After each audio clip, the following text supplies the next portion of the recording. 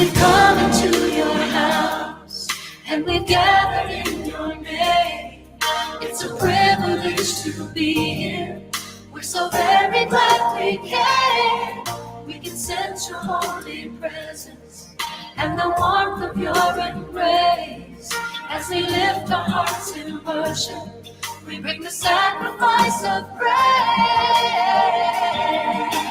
We bring the sacrifice of praise into the house of the Lord. We bring the sacrifice of praise into the house of the Lord. And we offer up to you the sacrifices of thanksgiving. And we offer up to you the sacrifices of joy.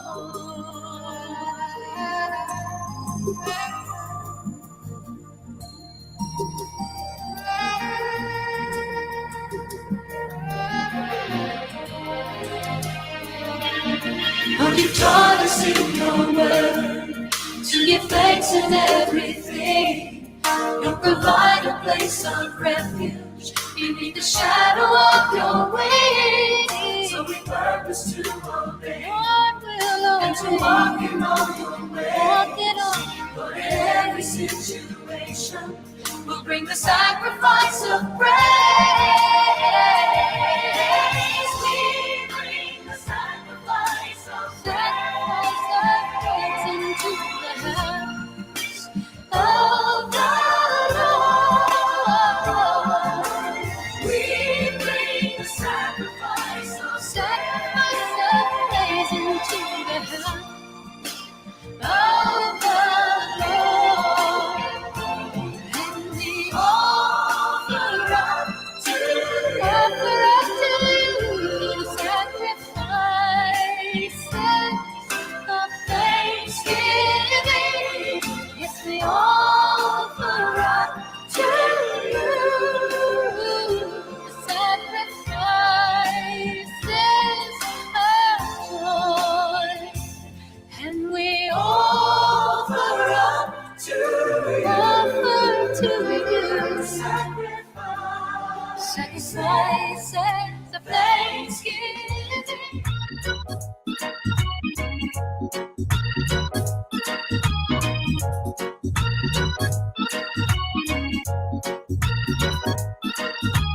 I was sinking deep in sin, far from the peaceful shore, very deeply staying within, sinking to rise no more.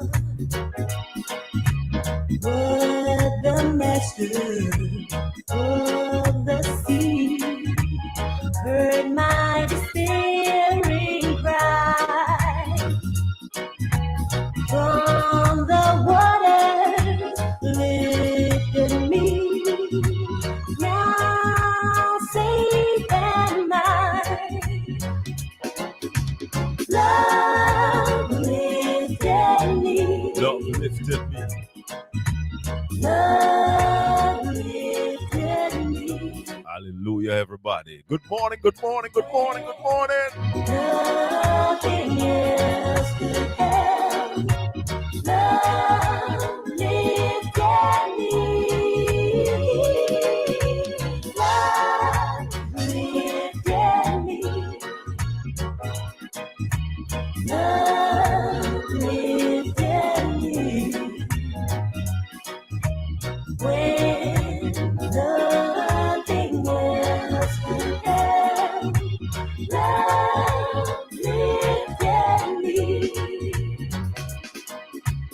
All my heart to Him I give, ever to Him I cling. In His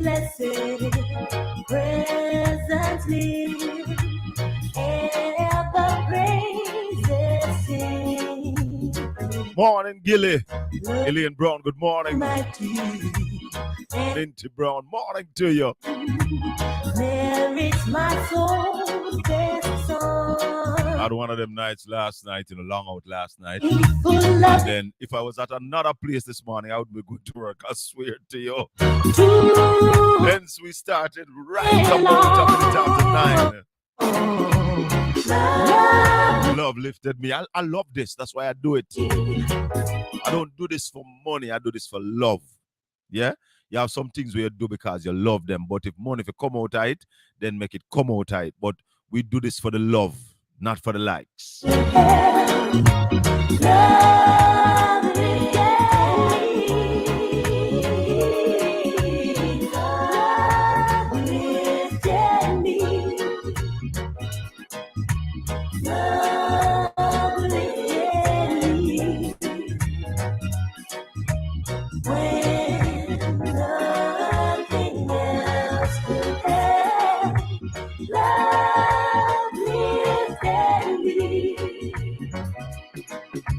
Souls in danger, look above. Jesus completely saved.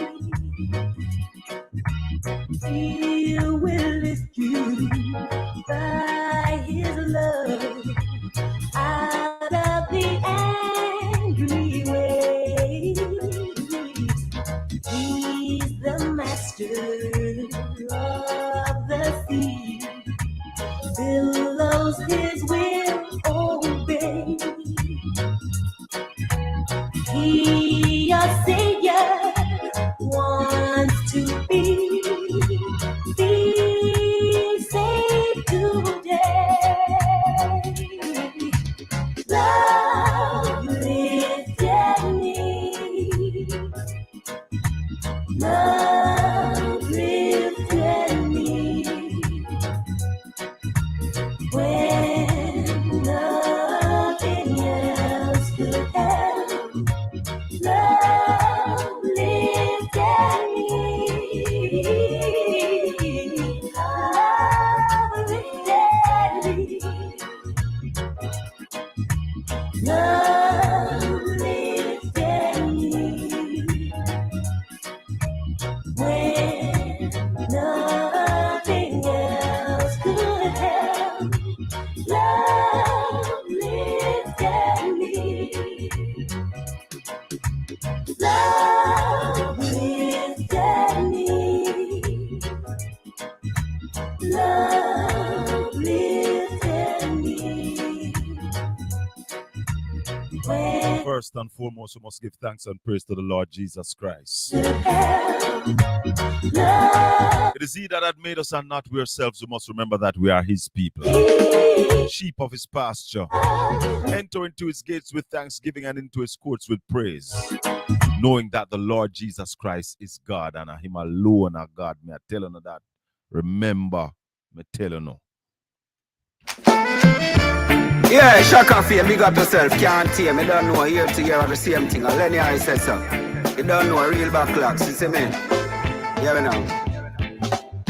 Suddenly, some friends became a foe for reasons that I know. Said to us, it's a waste of time. Let's step it up on crime. But I'm a warrior for the divine. Fighting a spiritual war for peace. Hypocrite relax. Dress back, Shaka Fame a real backlocks. Hypocrites relax. Dress back, Shaka Fame a real backlocks. Know that the war is on. Shaka Fame is in command. So warriors arise. Now is the appointed time. Go forth, oh winners of souls. Enough steps of victory, I'm sure. So hypocrite relax.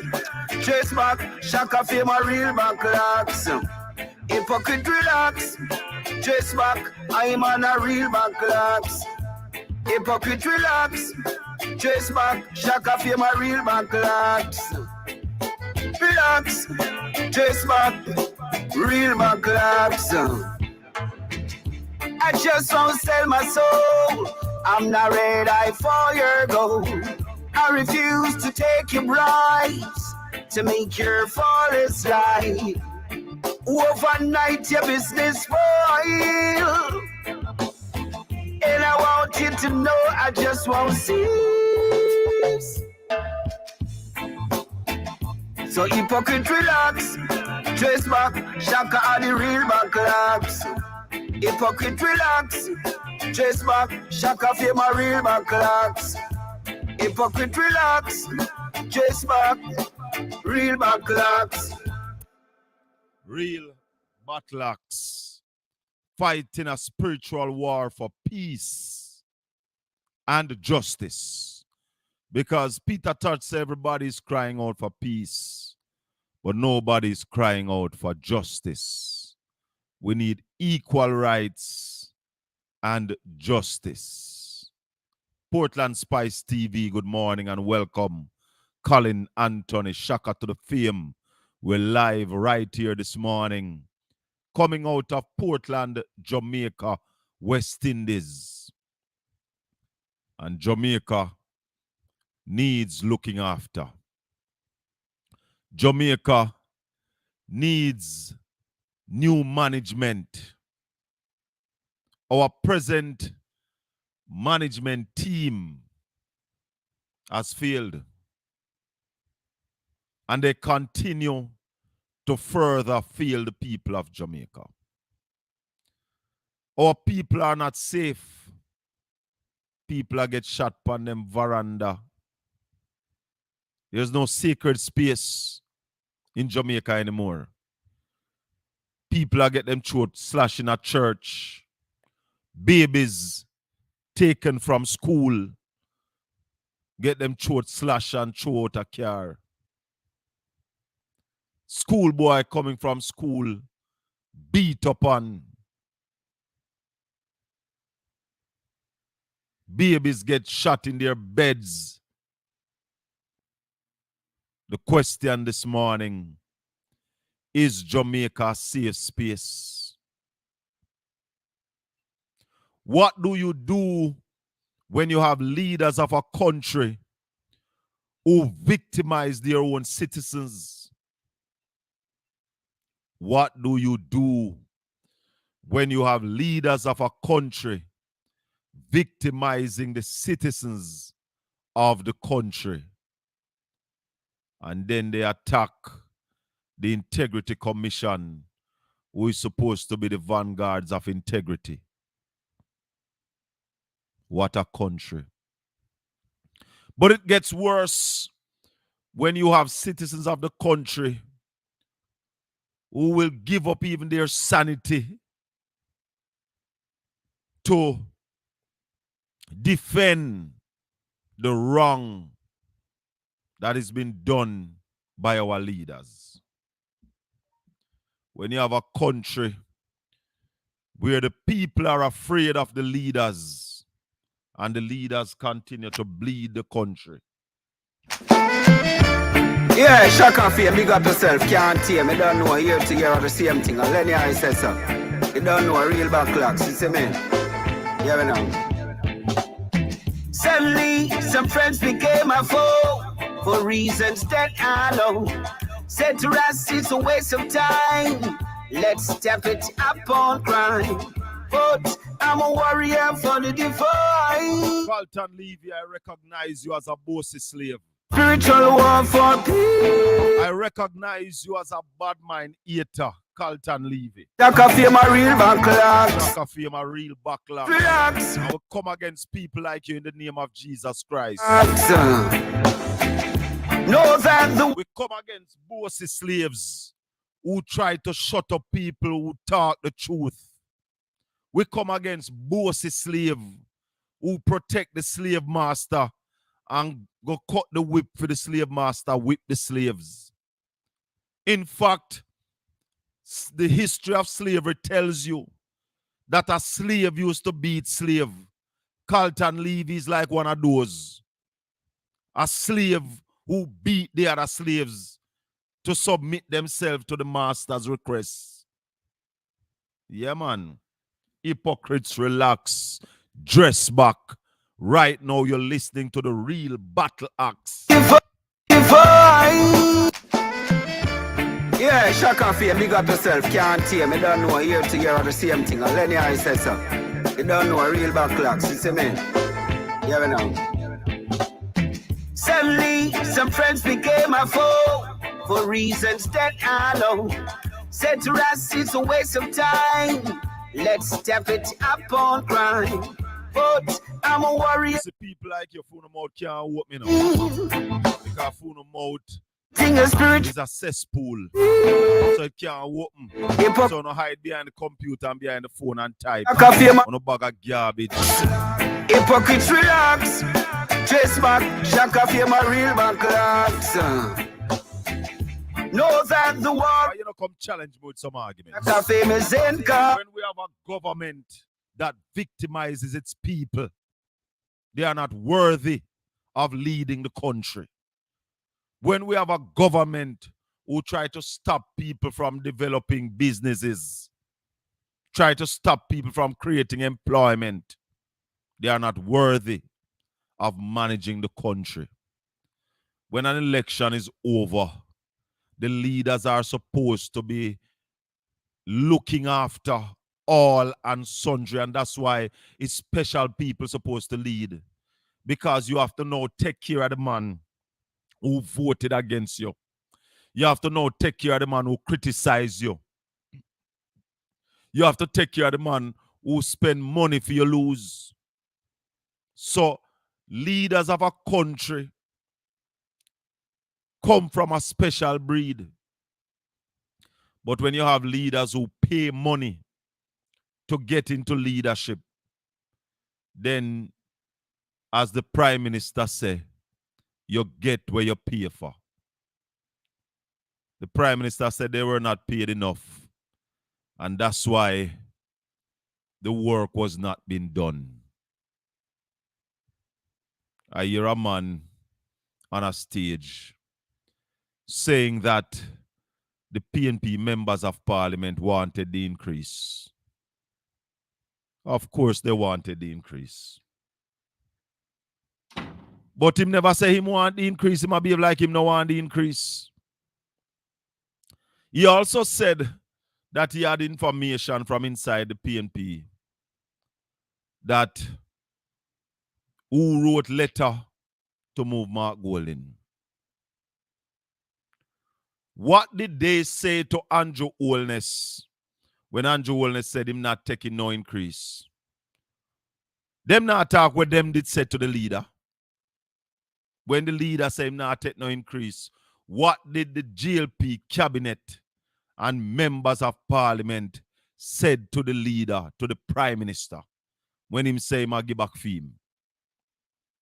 What did they say? Pick the beam out of your eye before you take it out of our next man one. And you could hear the bad mind when he spoke about Mark Golding logo money. You could hear the bad mind. Him say him not going where Mark Golding get fame from. But I want to suggest to you, sir, that before you get into where Mark Golding get fame money from, you tell us where you get yours. Yeah, Shaka Fame, big up yourself. Can't hear me, don't know here to hear the same thing. And Lenny I said so. You don't know a real backlocks, you see me? Yeah, we know. Suddenly, some friends became a foe for reasons that I know. Said to us, it's a waste of time. Let's step it up on crime. But I'm a warrior for the divine. Fighting a spiritual war for peace. Hypocrite, relax. Dress back, Shaka Fame, my real backlocks. Hypocrite, relax. Dress back, Shaka Fame, my real backlocks. Know that the war is on. Shaka Fame is in command. So warriors are real backlocks. Here to hear the same thing. And Lenny I said so. You don't know a real backlocks, you see me? Yeah, we know. Suddenly, some friends became a foe for reasons that I know. Said to us, it's a waste of time. Let's step it up on crime. But I'm a warrior for the divine. Fighting a spiritual war for peace. Hypocrite relax. Dress back, shock off your real back clocks. Hypocrites relax. Dress back, shock off your real back clocks. Know that the war is on. Chaka fame is in command. So warriors arise. Now is the appointed time. Go forth, oh winners of souls. Enough steps of victory, I'm sure. 99% of my followers, my viewers, and my listeners, Feel my real back clock. 99% are intelligent people. Just back People with a calm spirit, clocks. an honest mind and thoughts. Just Carlton Levy is the 1% who is not. back. But him one of my biggest fan in my people. Him follow me everywhere, you know. Just back. Once me make a post, Carlton Levy is seeing that post and commenting. Did I 4 years ago? I refuse So one of my biggest fan anyway, but him not really have much sense. your flawless life. And it's obvious that him have some bad mind in him. And it's like, you know them bossy slave? Yes, he's a bossy slave. Bossy them a big bossy slave. Yes, sir. Yeah, man. A big bossy slave. But I want to play a song for the bad mind man there.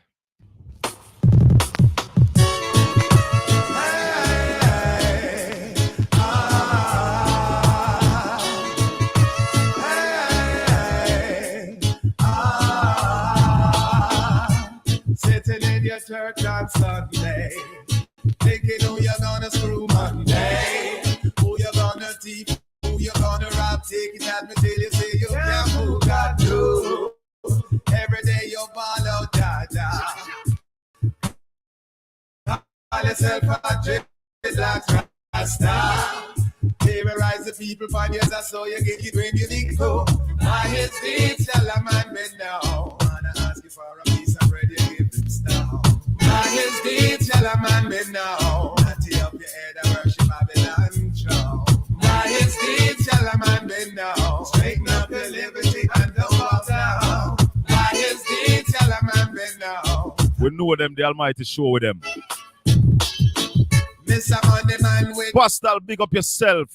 I said it already. I want to repeat it because it is vital for people to understand that when you have leaders that victimize their citizens, they are not supposed to be leaders. Want to hear me? And it's something that you're not supposed to use and judge them and remove them based on that. Yeah? When you have leaders who go out on a limb to ensure that citizens don't make it, those people not supposed to be leading any country. When you're leading a country, you're supposed to ensure that the citizens of the country grow. If you don't like a man, you don't have to help him, you know. Because we are human beings. And we have them issues there where you might not like somebody. But if you are entrusted with the management of the country, at no time you're supposed to take away a man's job when you do nothing wrong. At no time you're not supposed to stop a man's business because he never support you or because he criticize you. You're not supposed to do that. And once you find leaders who are doing that, that's a reason to move them. It's a reason to move them from power. Coming to you with it, yeah? So you can't have those kind of people around the country, my people. Anytime you find those kind of people in management, because people make mistake and put in people who not supposed to do that. And therefore, that's why we're now going for legislation that will bring recall to some of these people. Legislation to impeach some of these people. Because sometimes you get criminal in the police force, you know. Yeah. Sometimes you get criminals in the police force. Sometimes you get criminals as justice of the peace. Sometimes you get criminals as teachers. And there must be a way to remove these criminals from the system every time. We can't allow these bad weeds to grow. Yeah, man. You have to get them out. Because a country's biggest asset is its people. And you need leadership that looks after all its people. Nobody should be left behind. Yeah? So there's no way you can have people who are leaders and run around and tell them followers, say anything that man they do, me I stop it. And you know, put food on him table. You know, there's a psalm, you know, that I am afraid to read. There's a psalm that I don't like read. Because when you go down in the psalms, it's a psalms where you read against your enemy. And when you go down in the psalms, it has to make them children be fatherless and them wife become widow. And the kind of sufferation, Maureen, that it calls down on people. I don't read that psalm. Because I don't wish that for my worst enemy. Worse when you have leaders who are trampling on the citizens. And then you have bossy slave like Carlton Levy. I try to defend those set of leaders. Shaka shame is right. Because Shaka is going to shame them. Shaka is going to shame them. You have leaders on video beating woman with stool, and you try to defend those people. Yes, George Wright beat the woman with the stool. Those are the people Carlton Levy makes his heroes. A man beating a woman with a stool. Those are the people that you big up. As I tell you, you can't open your mouth because it's a cesspool. Cannot open it. Yeah, Shaka We're Fit. going to be joined by Conrad O'Brien soon, you know. Yeah, the same thing. Lenny Ice. You don't know a real backlocks. We want to talk a little bit of what's going to happen down there in St. Elizabeth. Suddenly, some friends became a foe for reasons that I know. Said to us, it's a waste of time. Let's step it up on crime. But I'm a warrior for the Hey, let me tell you something about my partner, Draw. My partner, Draw, come from Jesus Christ. And him give me it every time when he see me need it. So you would even understand, Dopey Bat. You would even understand. We are going into politics to help fools like you. To help like you. To move the veil from over your face. And show you that you can have people with integrity in politics. People are ready to sign the Integrity Commission Code of Conduct. That we are ready to stand up to scrutiny. That we are ready to be transparent. People in politics who are ready to give account for their actions on what they are doing. You are defending a bunch of Alibabas. Maybe is 40 at Alibabas, you know. And you are among the bunch of thieves. Those are the people you support. But I tell you that bad men reign when good men sit down and do nothing or say nothing. A calling on Jamaicans. Time come. The country can grow, and we know how to grow the country. Our people can get wealthy, and we know what to do. Morning, New Jersey. Gary, big up yourself. Sandra Davis. Yannick. Morning, my niece. Jamaica has so much, but yet its people have so little. Yeah, man, we want to go down to St. Elizabeth this morning. As I said, we're going to be joined by Conrad O'Brien shortly. And I am hoping that Zelika Jess, we will get a chance to speak with her this morning, because there's a lot to talk about. The runoff down in Southeast Centon. We saw 3 candidates, and none of them got to the party's number of 50% plus 1. So nobody got the majority. And we were saying that Dr. Russell should get the seat because he got the most vote. But somebody brought it to my attention, and the person said to me, Shaka, more than 50% of the people voted against Dr. Russell. And when you look at it, you realize that is true. Dr. Russell get 300 and hard votes, I think 358. Wave Lions get 240 something, and Patricia Duncan Sutherland get 171. So if you match Wavell and Dr. Wavell and Patricia Duncan Sutherland together, that would be more than 50%. So more than 50% of the people voted against Dr. Russell. Also, when the poll was done, that if an election is called, who would you vote for? Or the favorability ratings, Wavell came out way ahead of the rest. So it is going to be a task for the People's National Party to choose its candidate. And on Jerk Festival Day,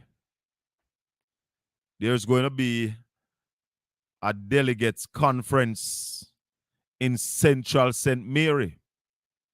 Comrade Omar Newell versus Comrade Floyd Morrison. The poll was done. It was a close contest. My information is that Comrade Newell came out on top, but just. So now it is going to be going to the delegates. Wow. Yes, sir.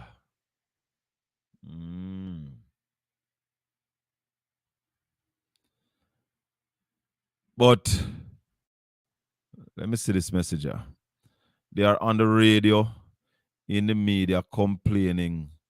And when people in the diaspora say anything, the ones in Jamaica tell you that it's not that bad, you know, and it happened in the diaspora too. Let me tell you something, Sonia. It is bad in Jamaica. It is bad.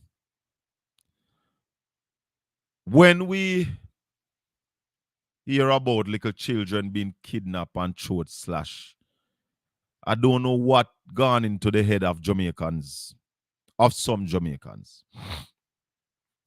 The minority that is doing the foolishness is allowed to get away with it. And then we have a set of managers who posture and use PR. And I want to ask the question here this morning. What benefit does the Jamaican people get from a time signal being paid for with our taxpayers' money? Time signal. The time is brought to you by the Ministry of Job Creation and whatever. What is the benefit of that to the Jamaican people? Are you making sure you spend money with the media house so that they see you favorably? Isn't that corruption? I want to ask the question. Isn't that corruption? Isn't it also corruption to give a job to somebody who is incompetent and you know the person is incompetent?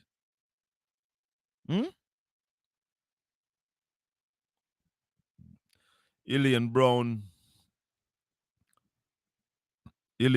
said, Colin, most of these people are satisfied with the 1 day belly full. And you think it's joke? It's long time Bustamante. It's long time Bustamante did say sugar ship over education. And saltfish over education. It's long time. The labor rights them preaching that. Full your belly, you know, see tomorrow. But I want to tell people that there is a guarantee that some of us will live to see tomorrow. There is that guarantee. I can tell you.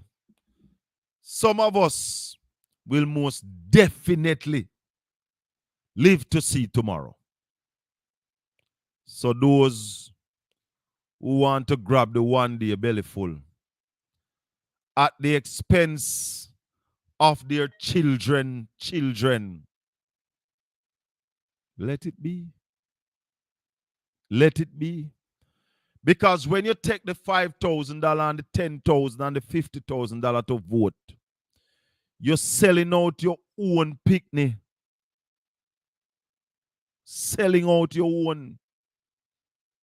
But it is also said that in the land of the blind, the one-eyed man is king. You hear me? In the land of the blind, the one-eyed man is king. So them talk it nice to you and tell you, say a thing, ya man. Take this and vote for me.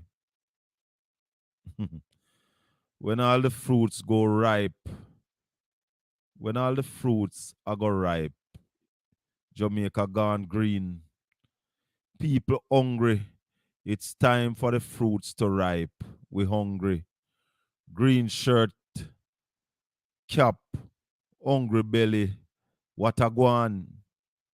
Time figure red, use your head. See for yourself. Take back the color red. You're a poet, sir. You're a poet. Jamaica is in a dilemma. Serious dilemma. Incompetence ruling the country. Full incompetence. When you have legislature who have a problem with the Integrity Commission, and instead of writing to the Integrity Commission, he makes a public statement, get it published in the Gleaner, and expect the Integrity Commission to review his file. And them people they will ever make laws for we. Them people who can't defend themselves. And I tell you that the two parties are not the same.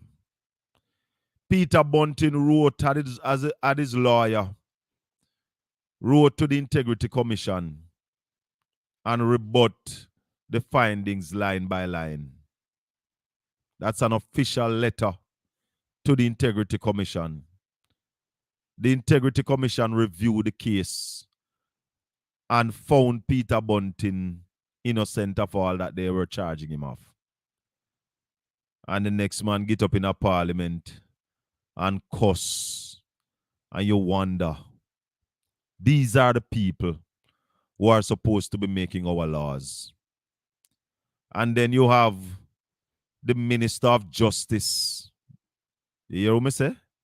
The Minister of Justice come out and make a statement that Davian Bryan's sentence was soft or too short or inadequate. the unwritten rule of separation of powers. The executive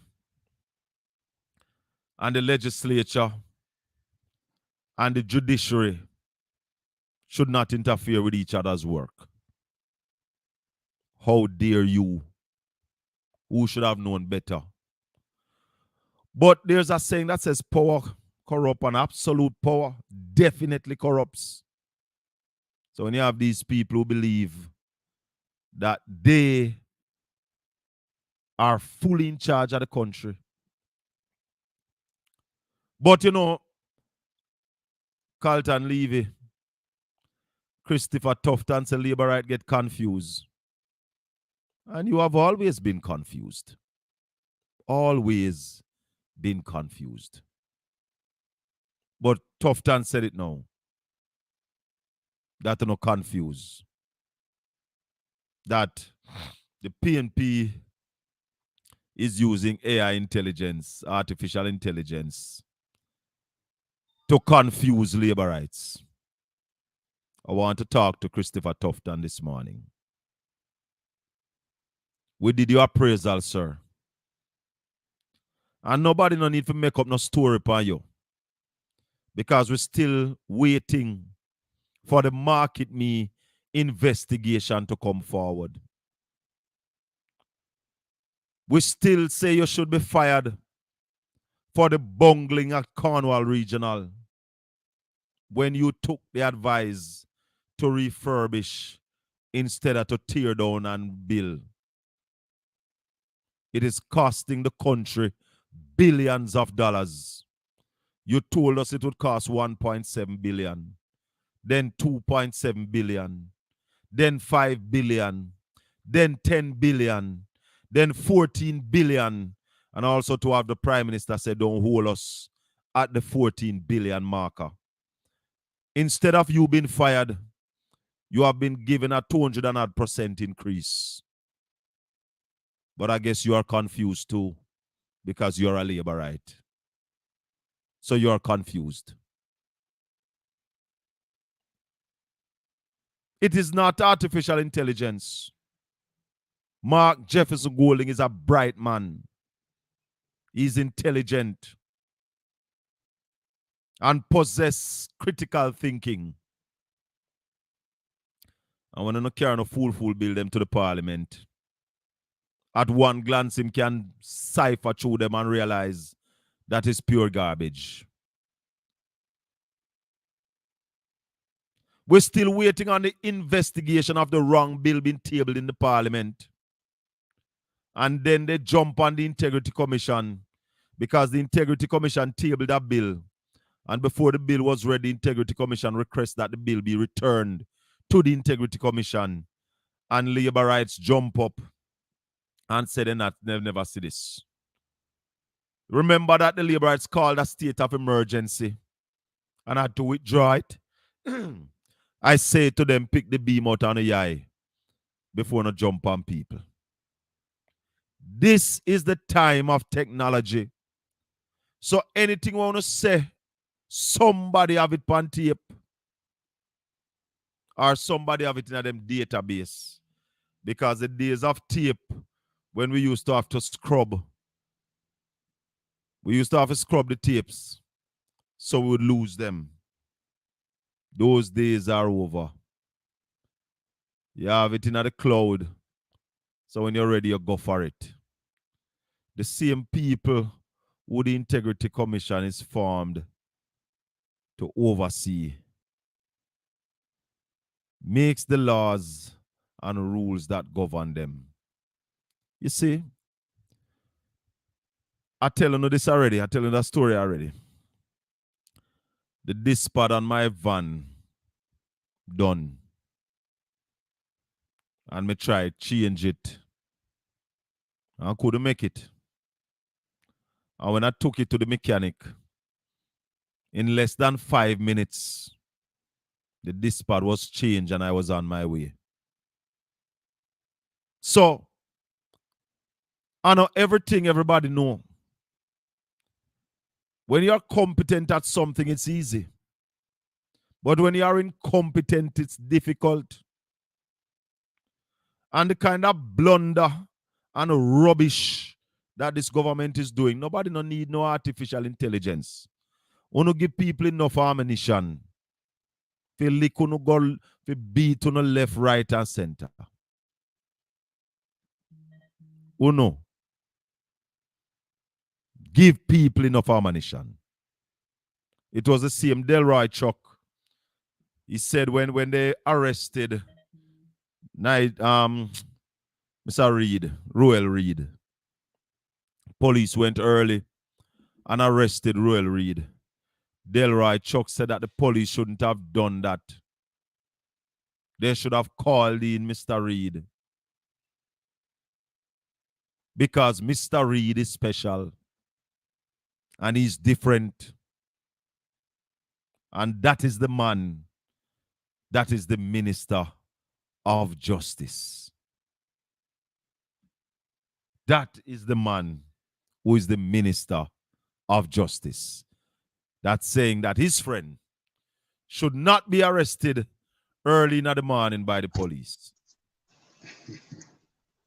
Shouldn't arrest him early in the morning. The police should have wait and call Ruel Reed Conrad. Because it is Master Ruel. Talk to my brother. Hey, hi Colin, how you doing, man?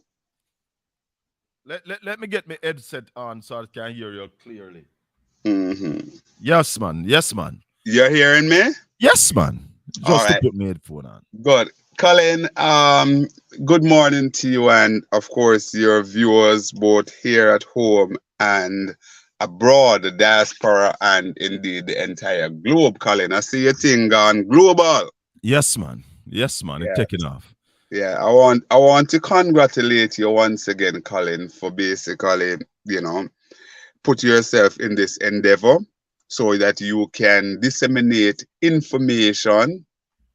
Because there are times when you want to put certain information out, but there are certain barriers, and certainly this platform affords you the opportunity to really put things out there in a factual and undiluting manner. Definitely. And again, I also want to congratulate you, Colin, because I'm hearing across the length and breadth of Jamaica the name Colin Shaka Anthony Bell, and people are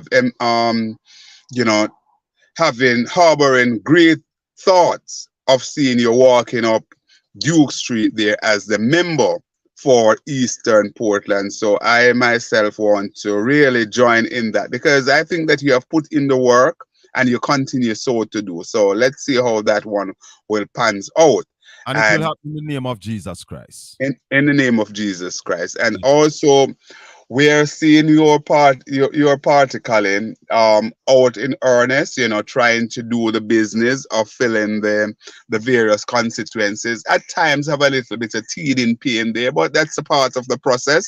And I'm sure that under the leadership of Mark Jefferson Golden and his officers, they will get the business done, and the People's National Party will come together as is happening now, so that they will be a force to reckon with. At the end of the day, obviously, the people of Jamaica will have their choice as to whether or not they go to the PNP or they remain with the Holness administration. From all accounts, based on what I'm seeing and hearing, it seems as if more and more people are falling out of love, out of grace, and seems to be giving the Holness administration notice. So we'll see how that pans out whenever Mr. Holness decides to go to the polls.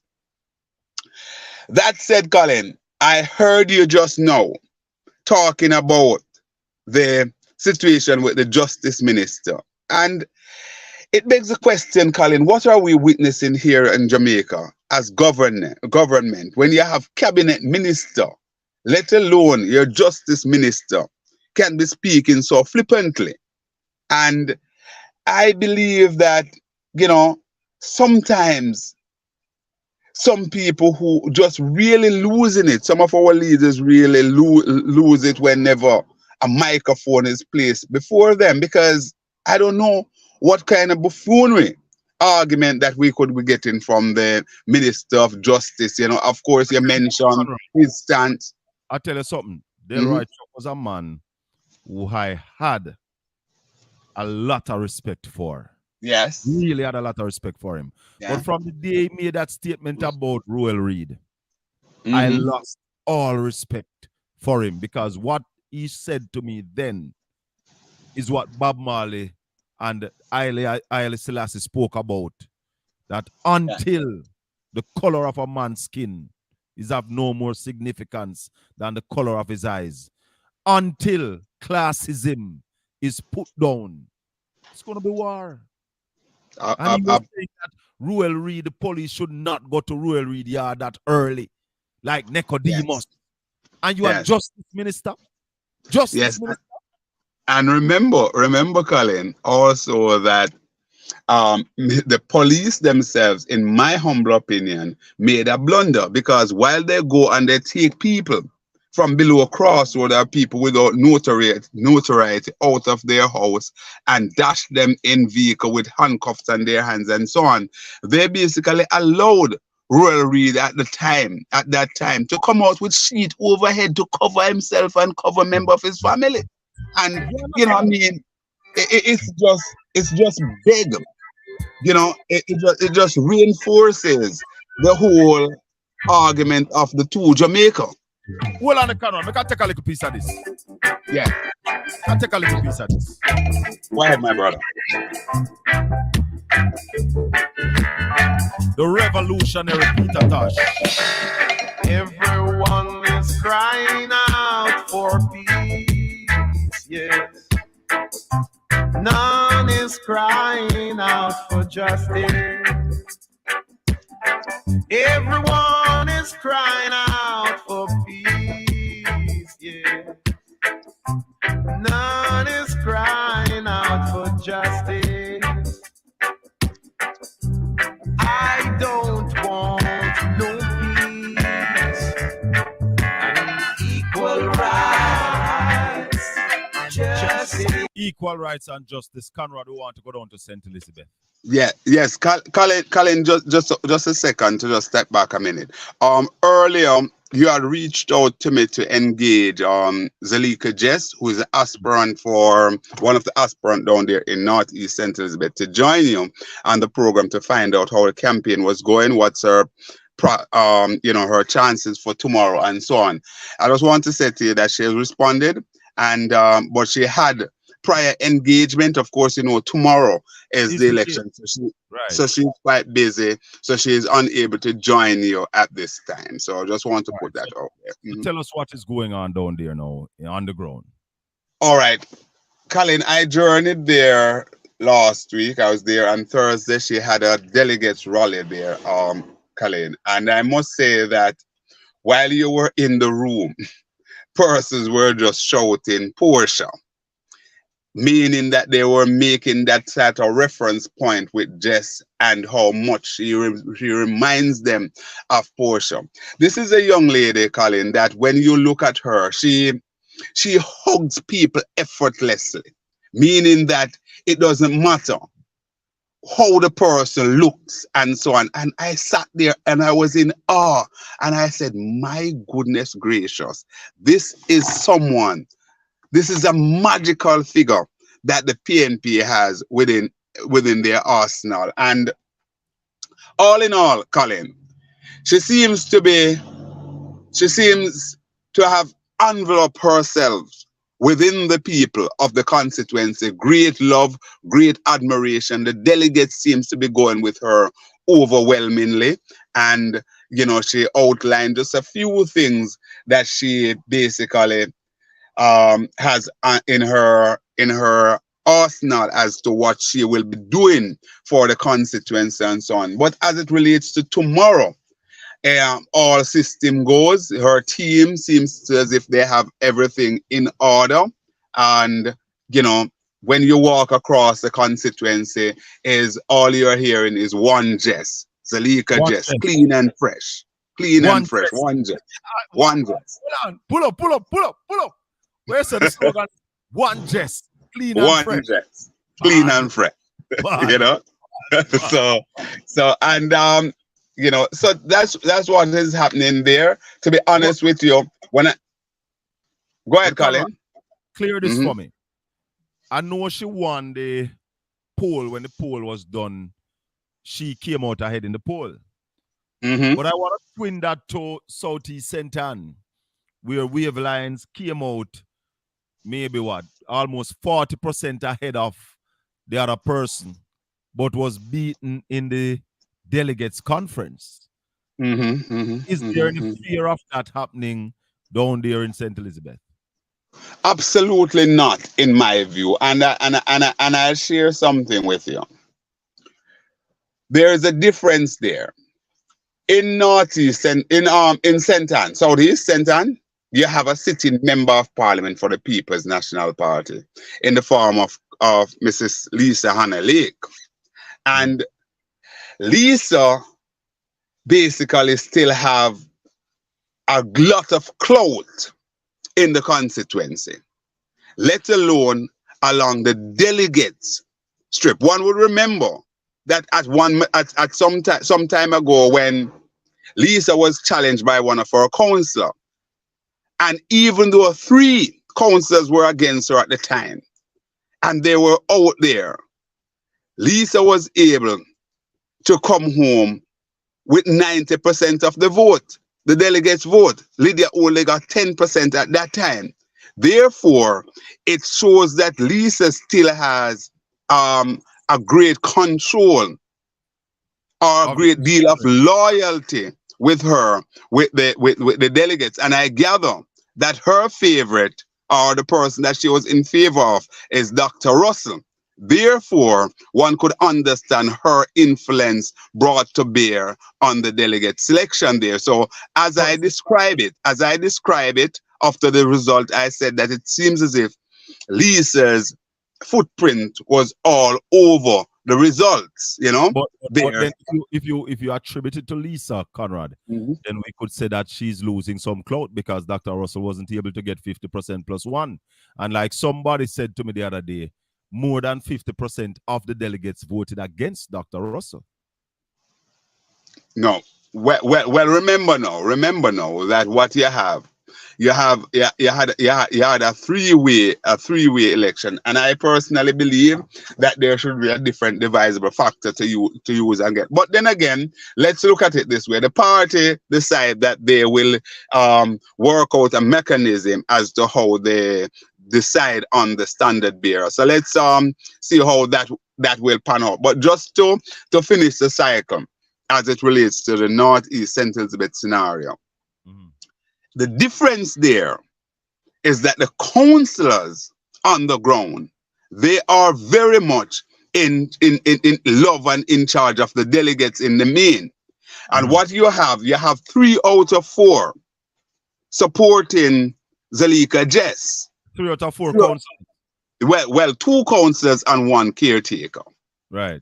Because the Santa Cruz division doesn't have a councillor for the PNP, a caretaker. So the 3 out of 4 supporting her, and she would have gone inside there with her own magic, of course, and warmed the heart of the people.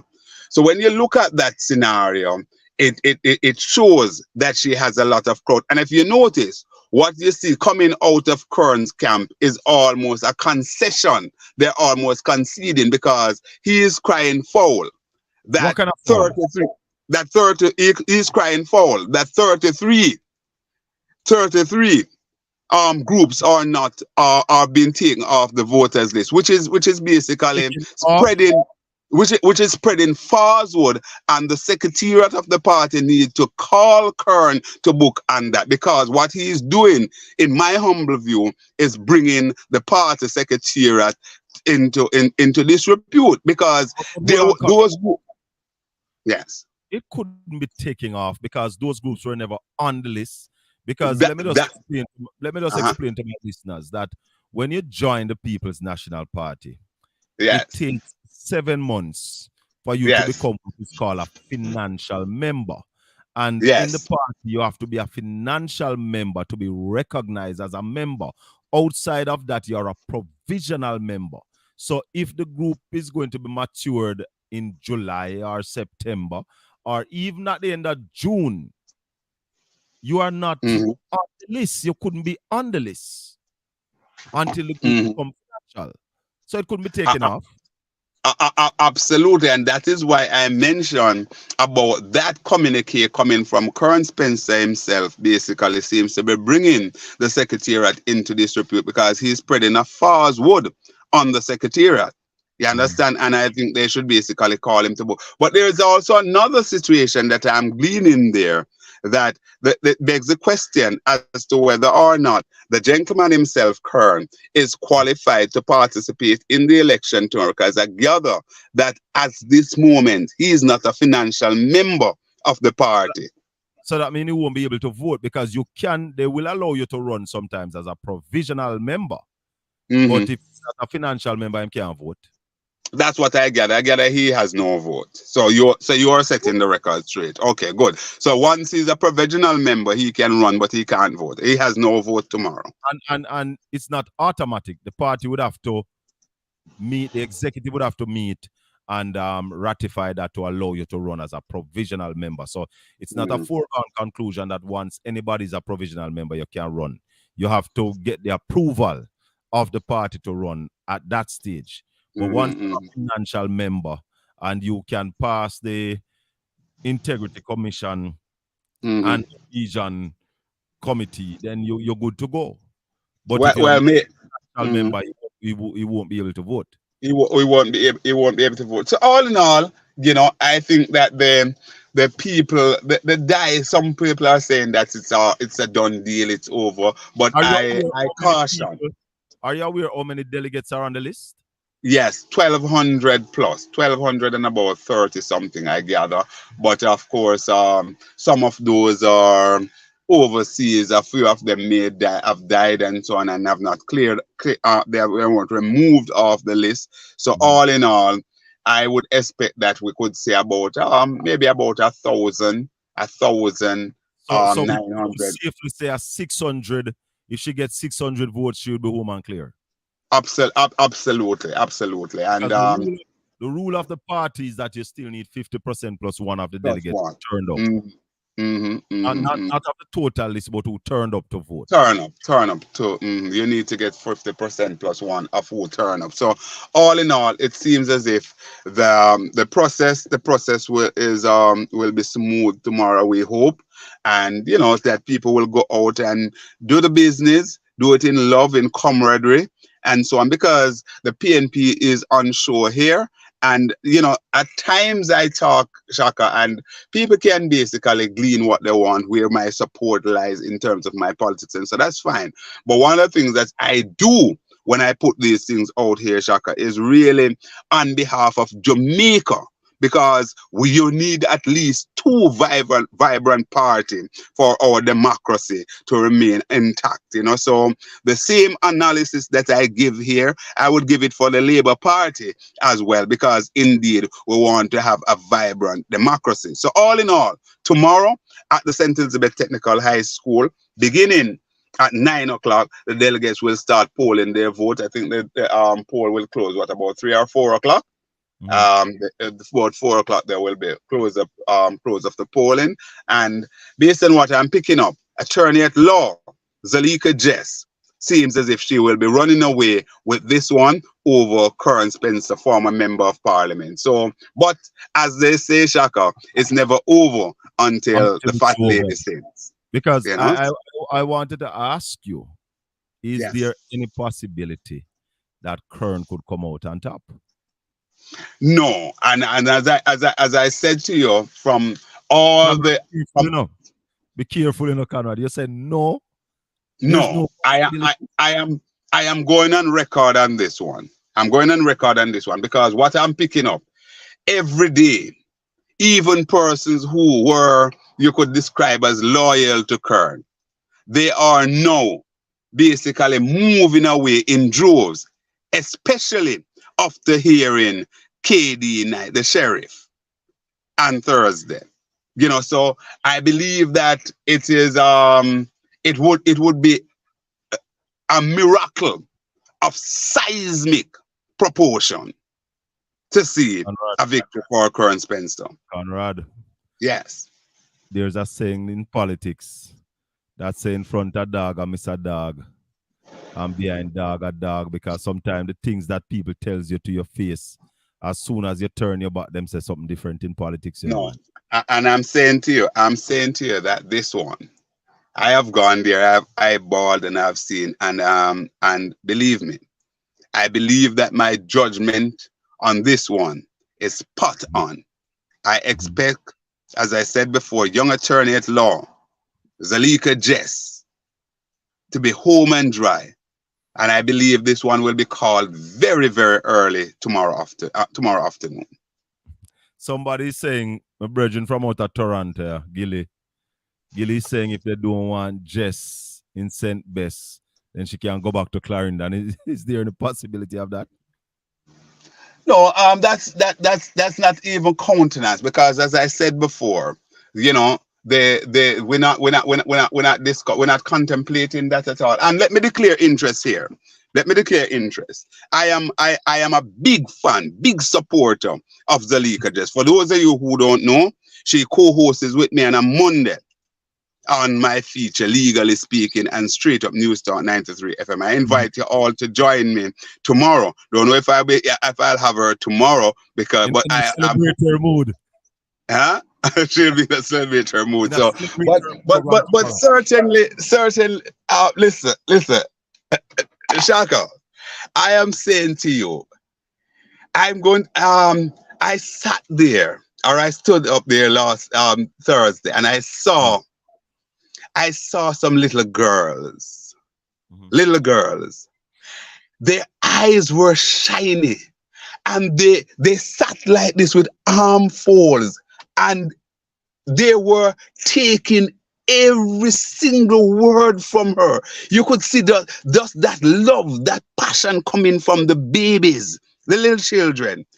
And believe me, Shaka, I know that the adult, the delegates, will be doing this for the children, the people of Northeast, by ensuring that Zalika Jess becomes the standard bearer for the PNP, and by extension, the member of parliament for the constituency of Northeast St. Elizabeth. I know you don't have much time left with us, but I must jump to the Integrity Commission argument before you go, Shaka. Also, there will be a record will create in both ways. We could see two records created in both ways in that constituency. One, the first female candidate to be a candidate for the PNP down there in Northeast, because one would remember that Dr. Sophia Longmore had represented the Jamaica Labour Party in that constituency some time ago. She lost badly at that point, but on the PNP ticket, this would be the first female to represent the constituency, and she go on to be the first female member of parliament as well. All right. So as I said, I wanted to go to the Code of Conduct from the Integrity Commission. Yes. What message is it sending to the Jamaican people that not one member of the ruling GLP party has signed the Code of Conduct prepared by the Integrity Commission?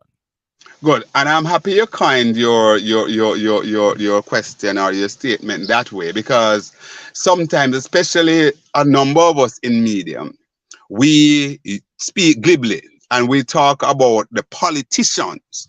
So, for example, you hear people say, "Boy, the politicians have not signed, or the member of parliament or the parliamentarians have not signed the code of conduct." Not true at all.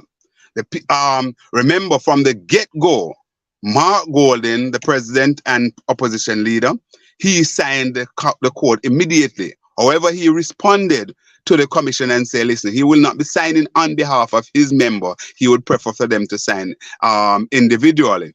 Early in the piece, about 10 of them signed. About 4 was outstanding. We know that Bunting had a little issue there where he wanted to he basically was He was protesting and something. There was an addendum issued by the commission, and they basically say that Bunting was indeed correct. Subsequently, he signed off on it, and I gather all of the spokesperson, senators, and member of parliament on the opposition side have now signed off on the code. But to answer your question direct, Shaka, I believe that it is sending a very, very, very wrong message to Jamaica, both at home and abroad. And I would like to hazard a guess that our international partners are taking note of this. And all of these are happening against the background where we're still seeing where the Prime Minister's filing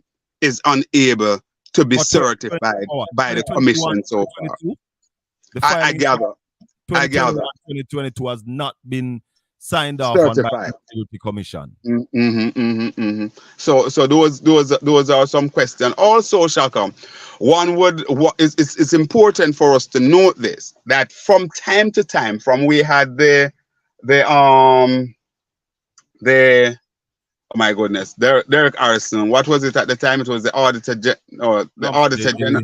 Contractor General. The Contractor General. It was a Contractor General. And what happened, from time to time, you will have politicians that will have little issues with things and they will question. But we have never, ever seen anything of this sort that we're seeing coming from the governing Jamaica Labour Party side. And it must be noted that all of this started once the commission had cited the Prime Minister that there were some anomaly in terms of his doing and so on. I would also like to put out there that from my reading, and I stand corrected if anyone can prove otherwise, but from my reading, the Integrity Commission have not said that, listen, what they accuse the Prime Minister of was false or it did not happen. What I gather is that in a technicality based on the timeline and so on, and evidence and witness coming forward, they would have a difficulty in going further with the case. If I can remember, the Director of Corruption Prosecution said, and she listed the numbers, like on count 1 and 2, we found enough evidence to charge the Prime Minister. However, because of the passage of time, no charges will be laid because of the passage of time, not because there was enough. In fact, she said there was enough. She found enough, but and I believe of time where people memory may have elapsed and it's too long to go back and you might can't find certain file. But she did say on count 1 and 2, she found enough. And I believe that those are point nerve button that must be pressed. And when I listen to people like my good friend Professor Trevor Monroe, former head of the that group there, that I think it's National Integrity Action Action Forum. I believe that those are some of the points, or at least that's a point that he constantly misses, because he is coming at the he's reasoning the thing without highlighting that material fact that indeed the prosecutor had said that there were enough information, enough evidence, enough material to change, and she found enough evidence. So those are things that we must be mindful of. But Shaka, Jamaica is at a crossroad right now. And hold on, Conrad. As you mentioned that, I have a listener from the diaspora who was asking earlier if things are as bad as we say it is in Jamaica, and she wanted to respond to that. If things are as bad as we are saying it is. I think her name is Sonia Ellis. Sonia Ellis. Sonia Ellis, yeah. Let me see. Sonia Ellis. Yeah. Yeah, man. She's out of Canada, I think. I'm not sure exactly. If the person that I'm thinking says, ask your guess if what is happening in Jamaica is as bad as what they say. Good. All right.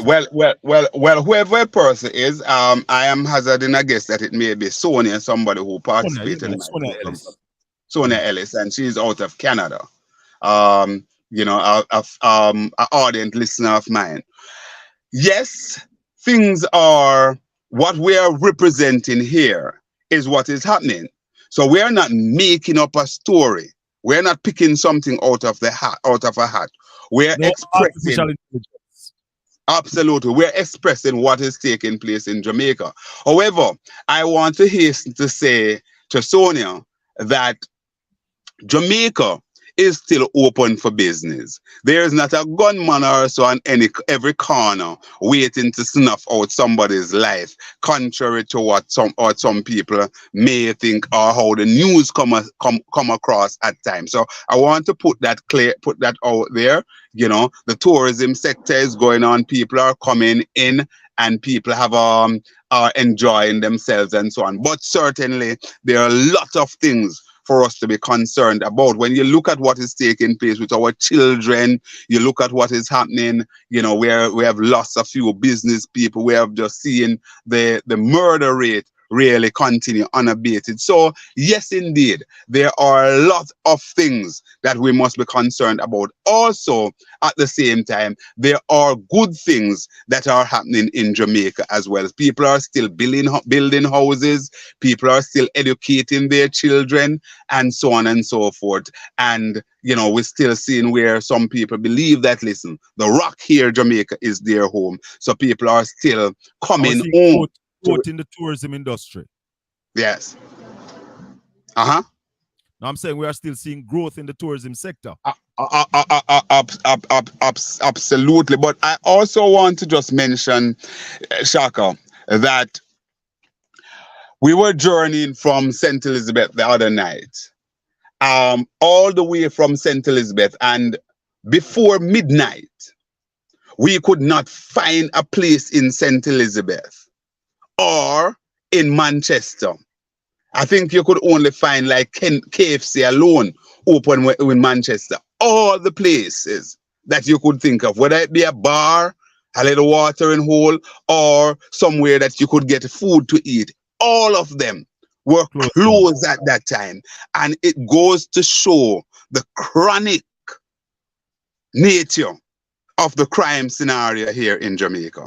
Really and truly bad. So we have a lot of things to fix here, Shaka. I believe that the diaspora have a role to play, and you know, they must send a signal here so that, and put some pressure to bear on the government. I also believe that the people, while the opposition must lead the charge, but the people on the rock here in Jamaica have to get up off their rump and basically make their voices be heard at the same time, Shaka. Sandra is saying that things are not as bad as how you guys may let it sound. And then the sarcasm comes in. When the PNP win, it will be well. No. First, let me say that. What's her name? Sandra. Hi, Sandra. Hi, Sandra. Sandra Forrester, how you doing? Nice seeing you on the platform here. Sandra, not for a moment I am saying that tomorrow the PNP get in office, things would be different. Certainly the PNP will have to hit the ground running and do the business of getting Jamaica to a place where we can feel comfortable, a place to live, raise families, and do business. I also want to just remind Sandra that one of the first call on the Constitution of Jamaica is for the government of the day to create a safe haven, or safe enough haven. We know it will never be 100% for people to live in. To date, we are not seeing that at all. Also, Shaka, one must remember that this present administration led by Andrew Holness is at the wicket now for going almost 8 years. And a lot of what was promised, we have not seen those things materialize. One thing we must also note is that the record of Mark Golding as Justice Minister is impeccable. He passed the most legislation in any one term of government in Jamaica. So therefore, if we're to judge Mark Golding and his record, then certainly it seems as if he has some capital there under his belt. And he has never been at the helm of government here in Jamaica. So therefore, we cannot say that it will be the same thing, it will be business as usual, because he has not been tested and tried. Certainly we can't say that about Andrew Michael Brogard Rodham Holness. Or Delroy Chuck. Or Delroy Chuck even. Mhm. Because you mentioned the Vision 2030 a while ago, Conrad. Yes. The place to live, do Raise families and do business. Mhm. And earlier this morning, I was talking about a government that shut down people's business because those persons did not support them. How can they lead that 2020 vision when they are victimizing citizens of this country because the citizens did not support them? Well, certainly, Shaka, I don't know exactly. I can't point to cite the exact thing that you're talking about at this time. However, any government at all that operate under the basis of victimization, Shaka, it certainly means, in my humble opinion, that they have outlived their usefulness.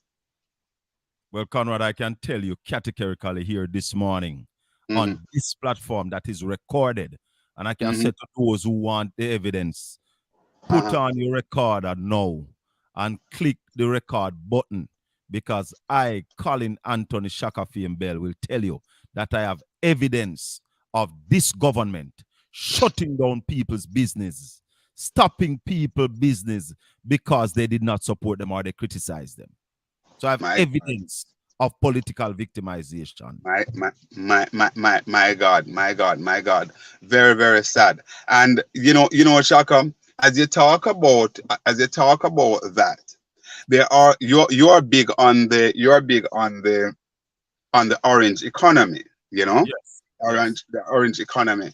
But I want to say that I believe that while we are anticipated a manifesto when further down to a general election coming from the both party, but in this case we're talking about the PNP as the opposition, government in waiting, and people would say, listen, I want to see certain things. I am making a suggestion here. I made it elsewhere on numerous occasions. I believe that Mark Golding is strategically placed to be the best opposition leader and the best prime minister going forward. And I think he needs to start to basically hammering home some things. And I would humbly suggest that a place to begin is beach access for all our citizens. I heard one of my colleagues, Diane Jackson Miller, talking last week that she was in Grand Cayman, and the access to the beach, whether they are beside hotels or whatever, is unfettered to all Caymanian, and it is free of cost. We cannot have the most potent human resources or human resource that our people must get some comfort, some relaxation from, and we don't have unfettered access to it. I believe that Mark Golding, the opposition leader, and the PNP must start to flesh that out right now. I have gone to Barbados a number of times, and the beaches in Barbados are free. But I like to say to people in Jamaica that I have no objection with beaches being free if government is going to put the funds in place to keep these beaches clean, keep the bathrooms open, provide the lifeguards and all of that. But that is what government, a part of government remit, Shaka. There must be something that government take the lead on in order to give the society some level of recreation, some level of softness, Shaka. Why we are seeing so much crime and violence is because the country, Jamaica, is just so coarse. Even developments that are taking place, say by the housing trust and other developers, there are no real place, no dragging trail, no proper field proper place that prepared for our children and adults alike to basically walk, hold in hand, somebody go and sit and read a book, etc., etc. What they do, they left some space and say those are green space, not even green, right? The community that I am living in, you have a number of spaces that they say are green spaces, but they leave them with all sorts of stone, all sorts of whatever and so on, and believe that the citizens now must go out and deal with it. I'm also suggesting that the local authority and by extension central government move to put something in place to charge whether $500 or $1,000 more on property taxes, so that community, especially in housing development area, so that you have a team of people who can go in manicure the communities and keep it clean. Because what is happening, and we must face facts, people are not into the volunteerism where you go out there, you have a work day and people volunteer anymore. That's not happening. So because put them clean when you feel like it, have to clean on a regular basis. Absolutely. And this is why, you know, Shaka, somebody like me have such a grave problem in giving councillors a massive increase or giving politicians a massive increase, because I'm not seeing where no creative energy, no juice is flowing from these people in order to benefit their constituents. I'm not seeing it, Shaka, I'm afraid. And you see the question on the screen, Conrad? How you feel about Western Westmoreland? Wow, I left my glasses. I'm unable to see. But the person saying, ask Conrad about Western Westmoreland. Don't you think Ian Hills can win if all three councillors not support him, or the person one? Do you think Ian Hills can win if all three councillors not supporting him? What do you think? All right. What happened? I spoke to somebody down Westmoreland, somebody, a former member of parliament, a former minister, somebody who is just going to tell you as it is, right? Not going to sugarcoat. He said to me that from all accounts, the parish of Westmoreland seems to be back with the PNP in a big way. However, any constituency. Horace Chang in an interview said Westmoreland will be going back. Exactly. However, any constituency you have where 3 of your councillors having issues with the member of parliament, you could have a spot of bother there. We saw over there in St. Anne, the bastion of the People's National Party under MP Lisa Hanna. With difficulty with her councillors, we saw where she came home, and we congratulate her nonetheless. She came home with a win of 32. So there is a strong possibility that Hales will be able to come home even with those councillors not supporting him. However, his job of getting back the seat makes much more difficult with the councillors outside of the loop with him. I believe that the PNP must work overtime to find a mechanism, a way as to how they will work this one through. So all in all, to answer the listener or the viewer, is to say to him that, you know, I believe that based on the dynamics of Western Westmoreland and what I'm hearing, that the PNP is back there in our bank, Ian could very well come home with the seat, even with difficulties with the councillors. However, his job is thrice as hard had he had the councillors with him.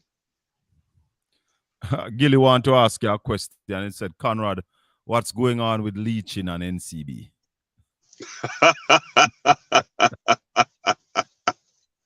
Well, what I know is that NCB have not paid its shareholders any dividend for a very, very long time. Me skill on the Prime Minister, you know. The Prime Minister drew his money from SSL in a year before SSL crash. Uh-huh. I had some shares in NCB. I sold them what, 2021 I sold it or 2022? So Say, I'm not speaking about the dividend. but what happened? It begs a question. There's a lot of question signs there as to what is really going on with Mr. Leachin. At one point, there was some conversation that, you know, there may be some amount of concern about his health. I saw a release from him since to say that he is in good nick, and I pray to God that indeed he is in good nick. But Yeah. something seems to be awry, something afoot. We have seen a lot of liquidation from Michael Leachin. He gave some reason to say, listen, he's concentrating on other things, including oncology, which is a study, the research of cancer. And you know, one. He also said he wants to build a nuclear plant in Jamaica. One. Let me take a call, Conrad. Hello. Go ahead. Hi, morning. Good morning. Is this Boston Beach? All right, let me call you back about that in a minute. All right, they're calling about something different. Go ahead, Conrad. Okay, all right, cool. Yeah, man. So, you know, all in all, there's a lot of eyes and ears and Mr. Michael Leachin at the moment, because all the things that Mr. Leachin said that he's doing, all of those things can be done with him being at the helm of NCB as chairman. They don't impede him. I'm not seeing where any of those things supposed to be a conflict of interest. So therefore, I think, you know, we probably need a more fulsome statement from Mr. Leachin as to what is really taking place. So what about the nuclear power plant? The nuclear power plant. As I speak to you, Shaka, I don't know, this must be some form of good thing. I'm seeing a lovely little bird just right here, pitching and flying at my car window, you know. A lovely little bird, so pretty. One of those grass quits. Yeah. The councillors saying they are saving the PNP from the embarrassment of Ian legal troubles and Mark Golding burying his head in shame. Well, you know, Shaka, I have to stay on point. I have to stay on point, and I have to be true. To thyself is said, to thyself be true. And I have to basically ensure that my credibility is intact. When they What to do with you? Don't Hello, lose good it out. morning. Morning. can the listener just hold, let me just finish? 30 seconds to just close. Go ahead, Conrad. Yes, I'm saying that, you know, I have to be true to myself. And when the Integrity Commission cited that, listen, you know, there should be some criminal investigation carried out against Mr. Hales. I said at the time that I believe that Mr. Hales should step aside and wait until that process completed. I still, you know, cherish that thought. YouTube call. I still cherish that thought, but certainly, you know, maybe the PNP and Mr. Hayes have other views. So let's see how that will go. Let's hear from the caller. Go ahead, caller. Good morning, Shaka. How are you? I'm fine, thanks. When are they gonna choose you for Portland? Conrad, you hear the question? And Yes. Sandra was asking you earlier. Sandra was saying, Conrad, do you think they're going to choose Shaka for Portland? This is the same person that's on the line? No, this is not Sandra on the line. Or this is a different. I am on the line. this is I am Sandra? the one who texting that. Oh, yes. This is Sandra. Go ahead. Okay. Go ahead. Well, Sandra, I think this is going on for too long. I believe that based on the work that we who don't reside in Portland, but just watching from a distance, hearing Shaka, hearing the commentary from persons out there, I believe that Shaka should be named the standard bearer for the PNP out there. There's a process going on, however, where they're dealing with the polls, etc., etc. I gather that he's the only application, the only aspirant at the moment. So let's see. I expect that within the next month, maybe 2 or so. Well, I think 2 months would be a stretch, but I believe that in short order, Shaka will hear from the party one way or the other. Because what the party, the opposition, must bear in mind is that they don't have the luxury of calling the election. And the more things hang out there and the government sees an opening, especially with waning popularity, where a lot of people are turning their back, then the prime minister will be looking a way out and he could basically call a snap election. So the PNP has to be very, very mindful of that as well. Well, then can't pirate nobody into Portland because Shaka is the one campaigning and we know of no other candidate. But Shaka, you see my text sometime. And Yes. you know I've never voted, but I support the Jamaica Labour Party. But I'm in this WhatsApp group, which I am from Port Antonio High School. I have a group that is class of 87, and we saw your manifesto. And they want to have an interview with you, but I'll get one-on-one with you someday about that. I am available anytime. I am available to Yeah, speak they're with- very. I am available You know to me speak with still, you know. I any mean, know group. you well, but man. I just want to meet with you face to face one of them day here. Not So, a so, let me ask you something, Sandro. You're saying that you're supporting your schoolmates. Your guys are from the same alma mater, and we know him from Port Antonio. good. And Well, what the you're man on saying, the streets hold on a bit there, Sandy. Sandy, hold on a bit there. Huh? Sandy, Hold on, you're Sandra. saying that you're a traditional supporter of the Labour Party, but with Shaka being on the PNP ticket, you will be working with him. Yeah, I've never voted yet still, but I always, even any conversation I have, I talk for the government because I just love the government. But I have a group that I'm in, they're mostly PNP, so we argue every day about So politics. know Conrad, hold on. Let you finish. You did what, Sandra?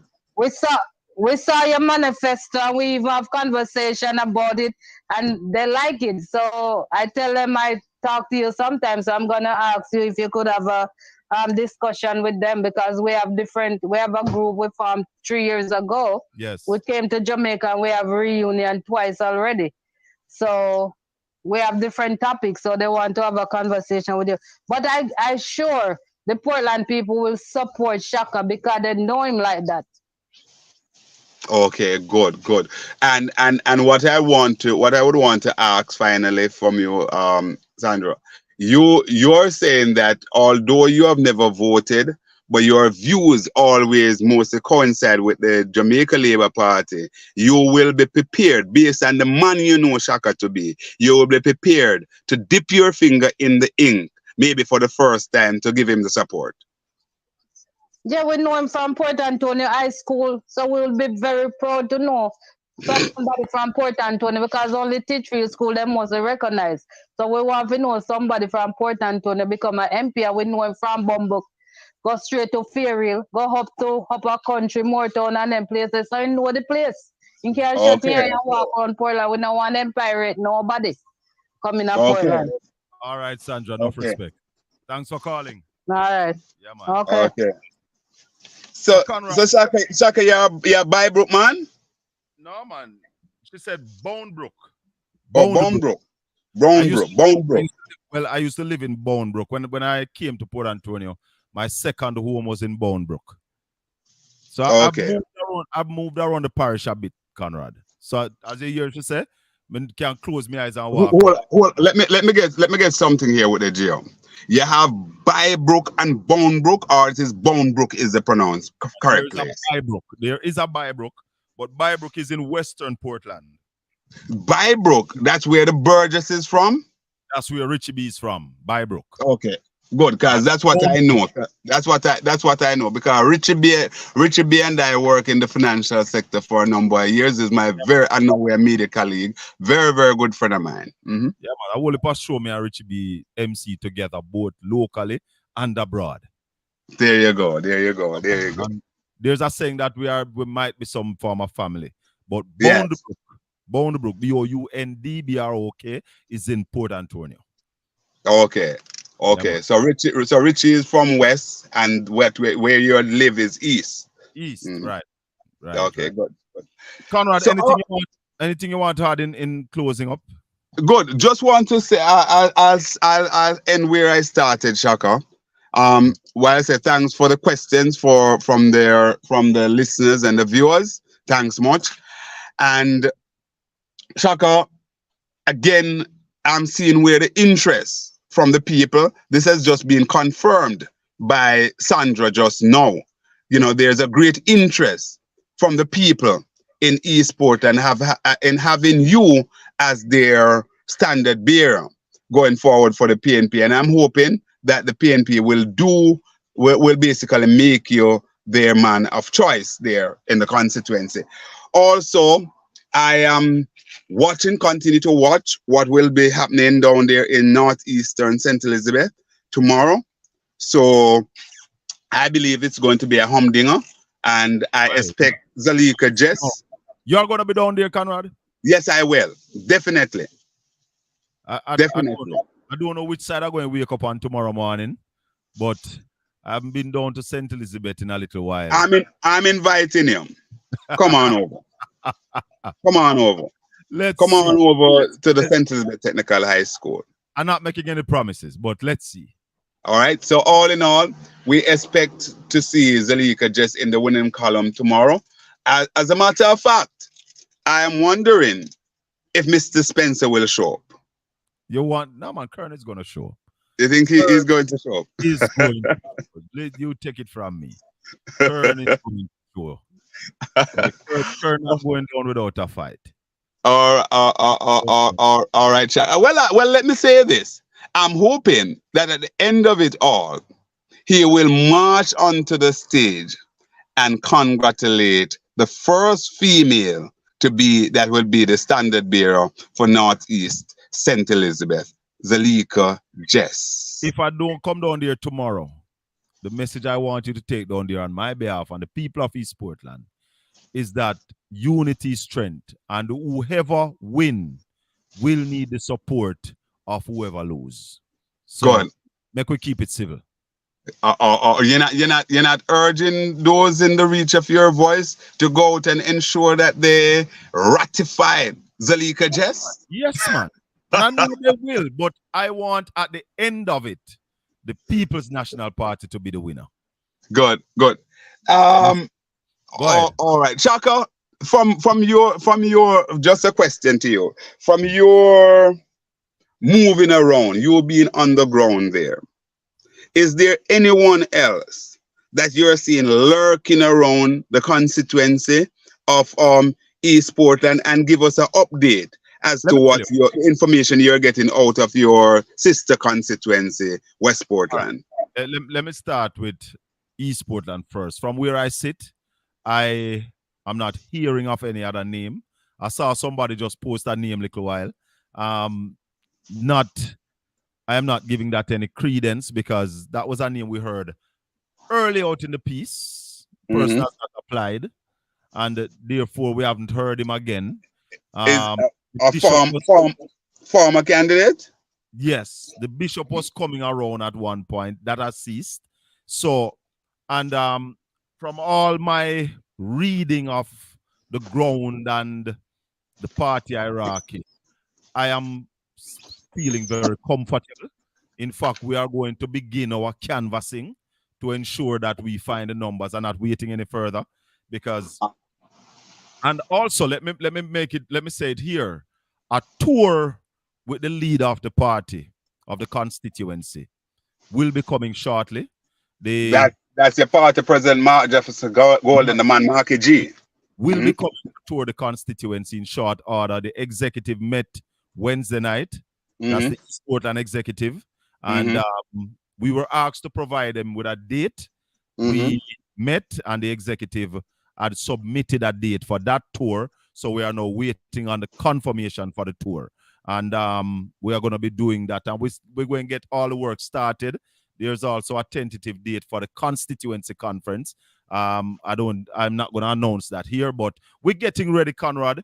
I am confident that I will be the standard bearer for the People's National Party for East Portland. And I am also confident that the people of East Portland will choose yours truly to represent them for the next 4 or 5 years going forward, to ensure that the people of East Portland is moved from street side greetings to business meeting, to ensure that East Portland takes its rightful place in the tourism industry, because we have so much to offer, Conrad. I hear on the news the other day that the cruise ships are complaining that Falmouth is not giving them what they are looking for. I am telling the world that that could never happen in Port Antonio. Portland have the most natural attraction as any one parish in Jamaica. And one of my mantra is to see cruise shipping coming back to Port Antonio, both the boutique ships that can access the West Harbour, and we are going to be developing the East Harbour to access mega liners. Now, down in West Portland, Conrad, from my information, there is only one candidate, Comrade Doreen Forbes, and she is on the ground. She's putting in work, and I can tell you that she's feared by the labor rights down there. Good. I'm getting very good review on her as well.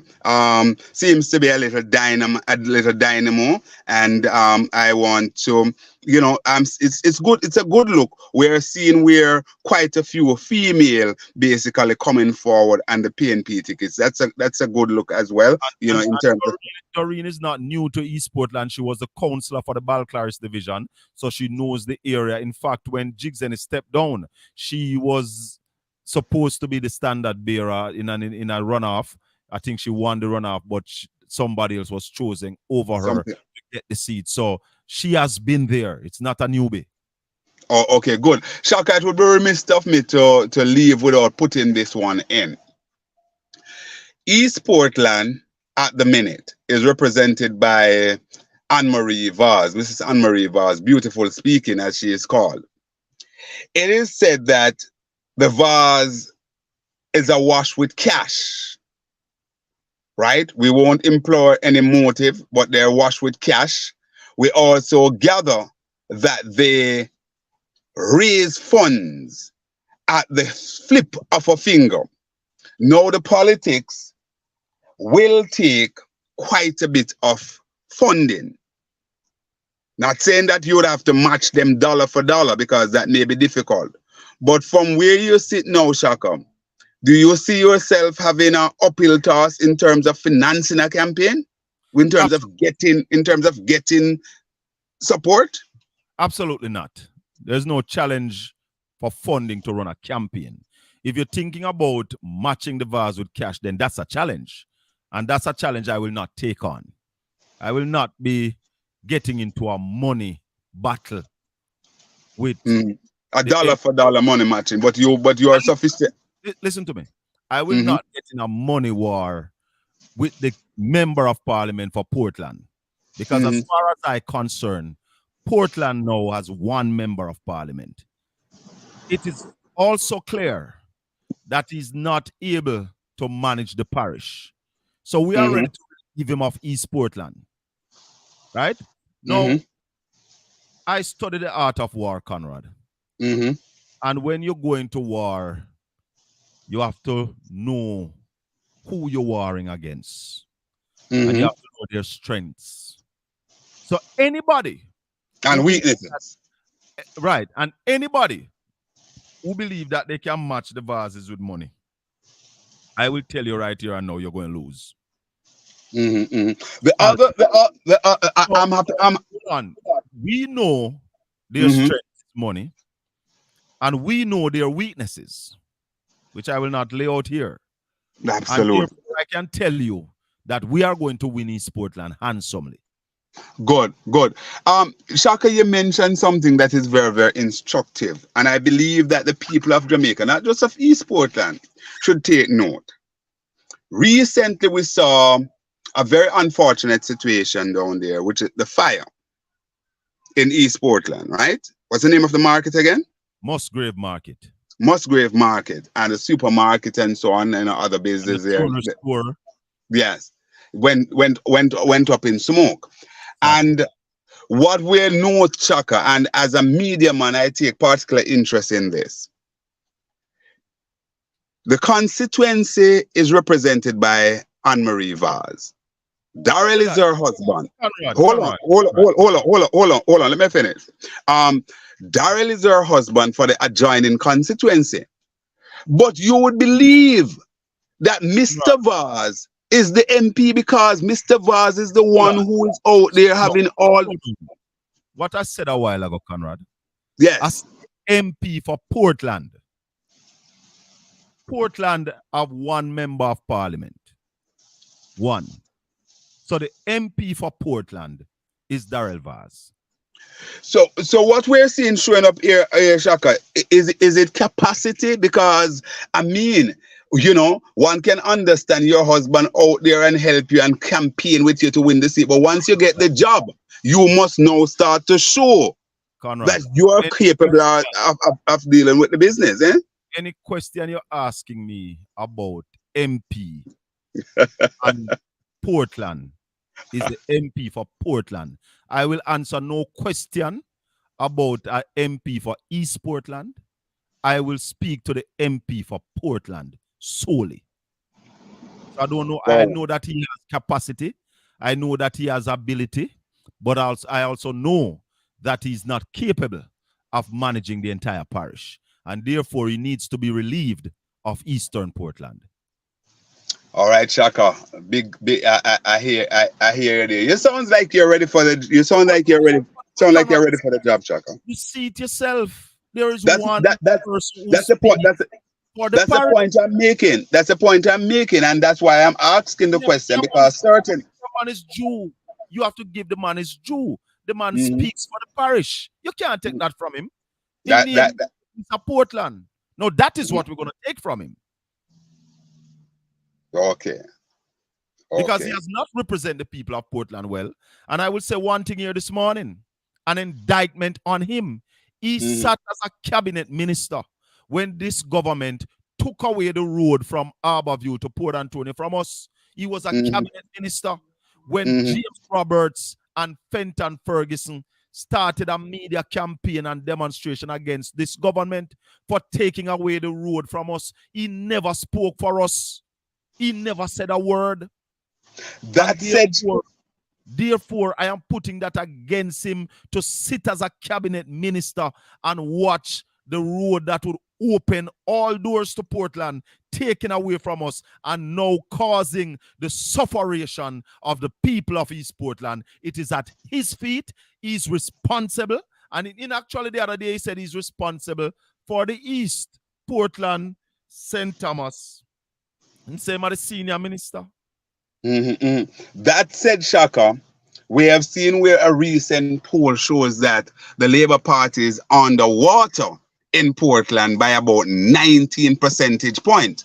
And if that is to hold, Shaka, what we are seeing where the entire eastern block there, spanning all the way into St. Mary, would be would be in problem.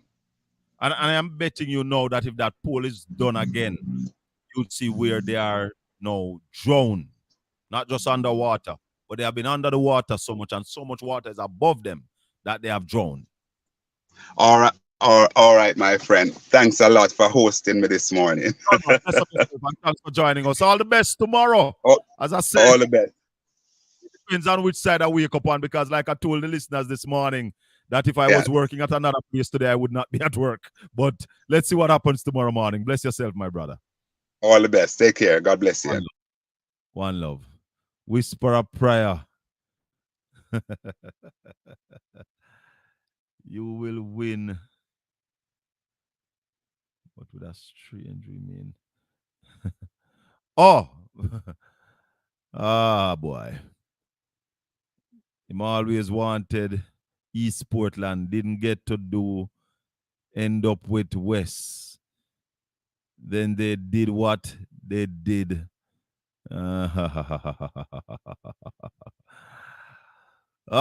Whisper a prayer. With you, we will win. But with a stranger, we may not. We're getting ready. And I want to say to the people of East Portland, stop worrying about anybody else coming. We have done our work. We didn't just run out there when application opened. And it is up to you, the people of East Portland, to decide that you want Colin Shakafiem Bell for your next member of parliament. Not anybody from outside. We will not allow anybody from outside to decide it this time around.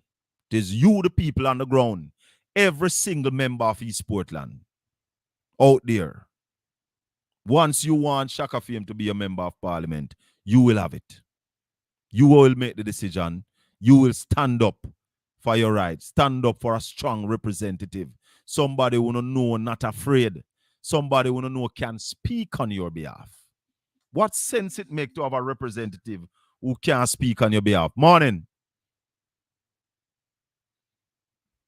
Hello? Hello, you hear me? Yes, man. Go ahead. Sorry about that. Yeah, man, I have two little points. Yes.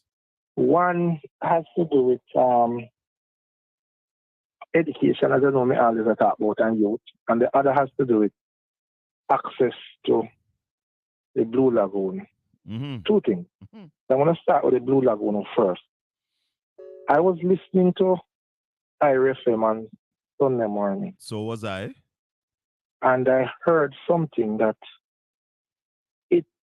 for the entire week I thought about it, where the gentleman that Mr. Carr Yes. was telling Kahu that the government or the Heritage Trust Yeah. only own the road and the body of water. No, the road is owned by the parish council. It's a Parish council, right? road, right? Well, yes. So basically, he was saying the people of Jamaica only own the road and the water. Right. None of the adjoining land is owned by the government or by extension the people of Jamaica. Correct. So it was, technically speaking, there is nowhere to place bathroom facilities in that local. Now, I am saying that we as a people, he went on to say that the land is actually owned by Mr. Stewart's family. So Mhm. I am wondering to myself, if that situation cannot be corrected by a future government using the same law that the government has Mhm. access to in terms of using their power to take land Mhm. that Mhm. is needed for The benefit of the people. the benefit of the people, road development and such the like. Yes. Because I can't understand, let us assume that the person who made that sale in the past was short-sighted.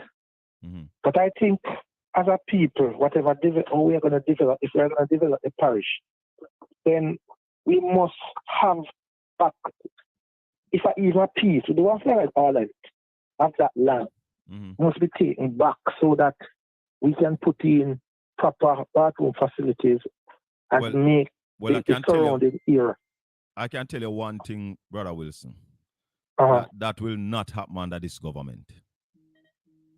Yes, well, but that's what I'm saying. Then, all right, if they don't plan to do it, in you as a person is putting yourself forward as a member of parliament, Mhm. could it be that you make it a part of your vision in terms of saying that we need access land in and around that area to put in public facilities, area for craft vendors to vend? I can tell you something. Uh-huh. I have a vision to fix the issue at Blue Lagoon that doesn't include even the road going down there. You hear me? Yes. So, I have so the- in terms of I have a vision for you have a Blue vision. Lagoon. So in terms of, because what I'm saying, I don't think it is unfair, and I don't think I presently saying the Stewarts gives them permission to use a piece of the land Until they are ready for it. You must remember that until part. they. Yeah, man, I heard that. But I am saying that as a people, while we welcome that, the government have sufficient law that they can use to reclaim this land for the people. And I agree with that totally, but I'm just saying that I have a vision to sort out the issue at Blue Lagoon. And it wouldn't even entail that. Access to the Blue Lagoon must also remain via the road that is owned by the parish council. You can put a lifeguard stand right there.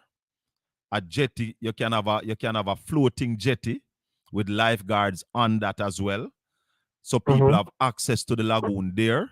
But as it relates to the craft vendors, and it is also my vision that legislation be passed to allow rafting on the Blue Lagoon, because I do not agree that motorized vessels should be in the lagoon. So I believe that legislation needs to be passed to license rafts to do the tour. Yes, but remember, we have to remember that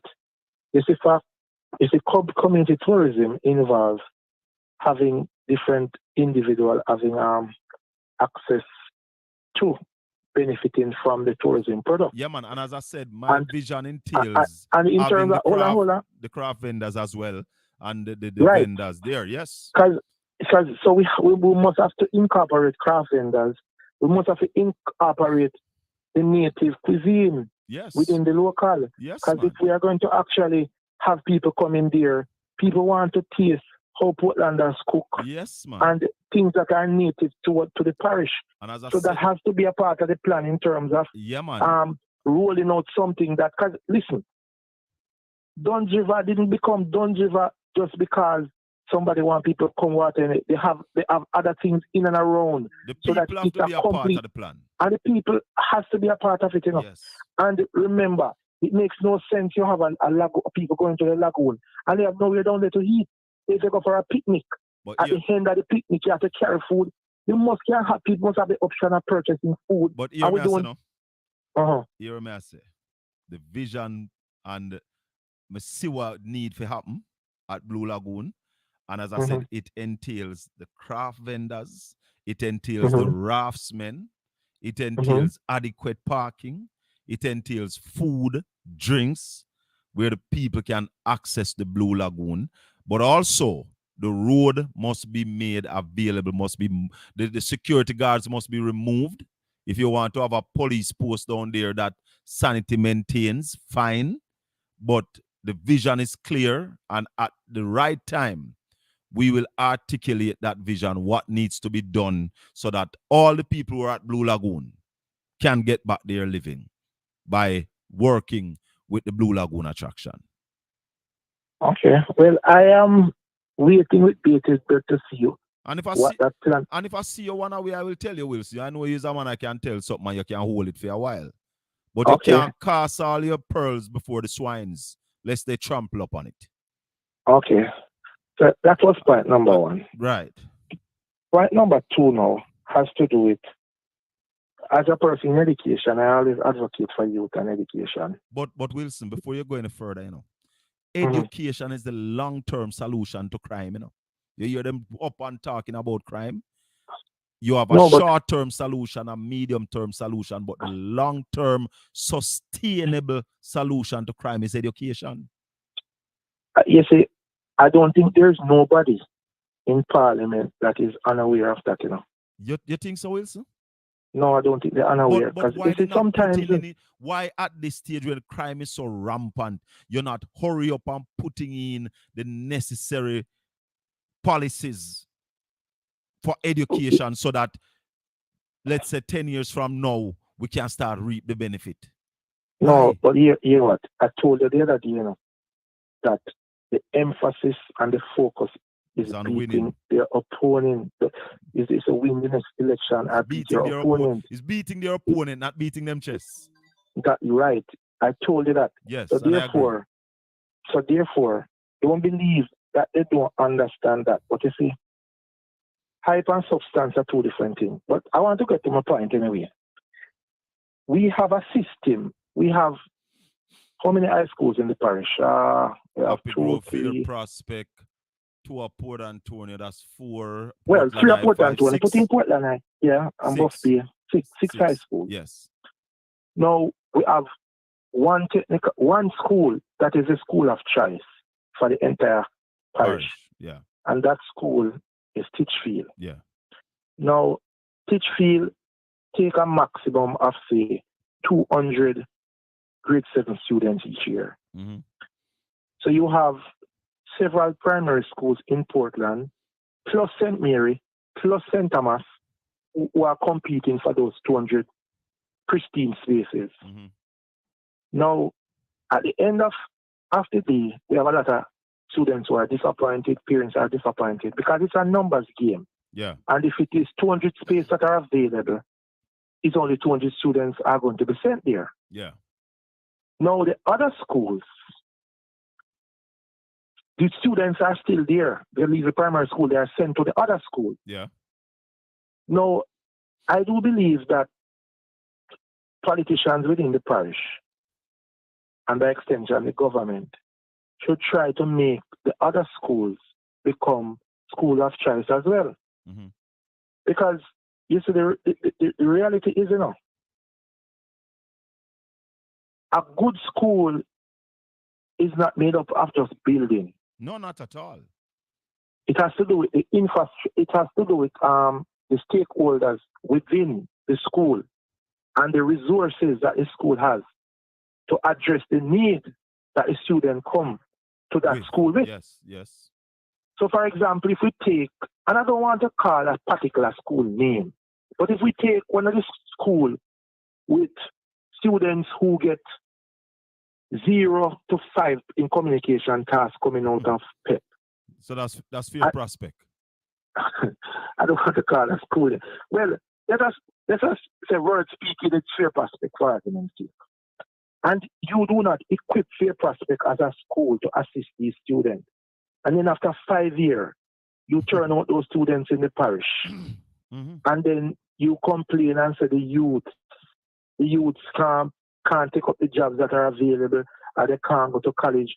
When you fully well know that when they started their high school education, they started with an handicap, and little or nothing was put into place to get those students to move within those 5 years. Because remember, those students, still have the same 5 years to do the thesis, just like the students who went for the 200 preferred Yes, position yes. in the school, Yes. Yes. So if as a parish and as the leaders within the parish, we don't see say something is wrong about this, because if we look in other Carla, parishes, I want to say this, and some people don't like when I say it, but presently, the member of parliament not really have no connection to Portland. So when him done, him a go brush off him and him gone about him business. Now remember also that Port Antonio High is still on shift. So we say 6, but you could easily say 7. yeah, So there is right away a need for another high school in the parish. Also, a lot of children from West Portland go St. Mary School. right. You understand? Because So, technically speaking, is one high school in West Portland. not technically, it's one. Is one high school in West Portland. Right. Yeah. And therefore, we need another high school so as to take Port Antonio off the shift. And as you said, it needs policy decision that children that leaves, and this is for the present situation, children that leaves primary school with those low averages get special attention. Because I can tell you as a practitioner, is that the ministry has programs and paper for students that they say it's for students who are in need of certain remedial work. Yeah. But the system itself, how it is configured, most times those systems, it doesn't work well, or it doesn't serve to help the majority of the students who are in need. Because if that was happening, then those schools would be moving up. But you find that those schools are basically on the same level. They are not growing. Right. And as a result of that, parents who in the main sometimes can't help the children don't even see the value of sending their children to these schools. So these children go to school when they feel like, how they feel like. Right, and it is just going through the motion. Exactly. Me send you to school. Yes, and I am saying that the political directorate must see it fit to say, no, man, we can have 6 high schools in the parish, and we only have one with 200 spaces. We are served, and out of that 200, at least 50 coming from other parishes. Because people coming from St. Thomas, people coming from St. Mary. So you have 150 spaces available to people, students from Portland only. And then the others. Our children needs to be looked after. Yes, and I believe that in the educational plan, for example, I was thinking, the problem has to be corrected from basic school. Yeah, man. I honestly believe, I remember in 97 I went to England and I had a little sister. And I was shocked to learn. I did the entire summer there. And a part of the summer that I was there, it was school time for them. And every week, those students were taken on field trips. Basic school, Yes. Yeah. And I am saying to myself, it can't be that our basic school only have a trip to a theme park at the end of the school year. It cannot be that we have a regional 2 office that doesn't own 3 or 4 coasters. That different basic school can actually have access to. So you know that field trip is an integral part of the curriculum. So you see, the ministry have 4 or 5 coasters buses and they park at the region 2. And you make submission to get them and when you want. You know each school understands, look, you need to book, you need 5 field trips for the year. You need to book your dates. Yes. And the bus will be available to move these students about to Wilson, different places. Wilson. Yes. It's a long time we've been failing our children and the whole educational system, Because if we go back to the basic schools, if we go back to the basic schools, what percentage of our teachers now are trained teachers? We must move to 100%. No, but remember, and we have to face this, The more illiterate the voting population is, is easier it is to manipulate them and to get them to do even the things that are that is not in their interest, but in the political interest, the political class interest, So they don't want. Yes. So we have to know the thinking. So look, we need a system where why Overham have much a coaster? Why the police training college have much a coaster? And the regional offices do have some coasters the schools have access to the field trips. How come? It must be that the powers that he don't see the need to invest here in that type of development in education. Because field trip is critical, because we need to develop inquiry skills. We need to get children excited about certain things from a young age, Stimulate them.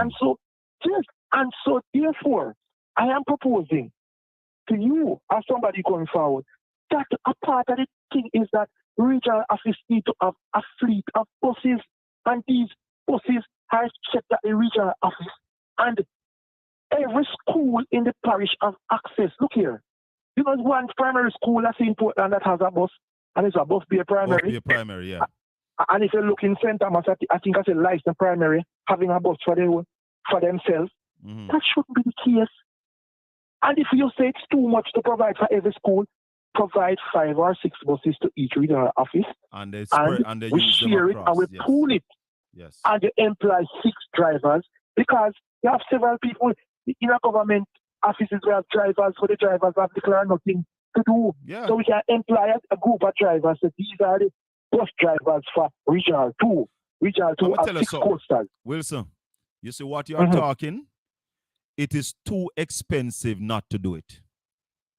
So you have some politicians who tell us we don't have the money to do it now, but it's too expensive not to do it, because if we don't do it, and as I said earlier, the long-term and sustainable solution to crime is education.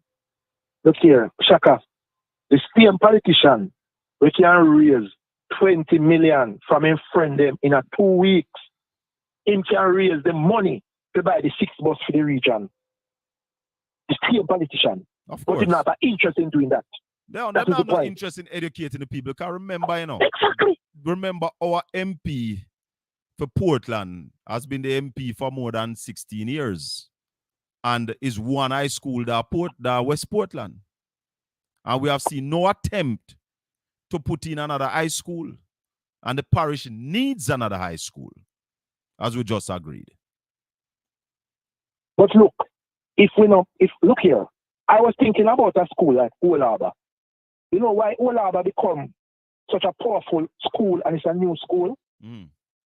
Because Old Harbour is situated in a part of Jamaica that has developed exponentially over the past 15 years. Yes. So you have more educated people living in and around Old Harbour. It's now becoming a dormitory community. Exactly. Like and as a result of that, you have better quality students. Yes. And parents play a more active role Yes. in the development of the school and the children's education.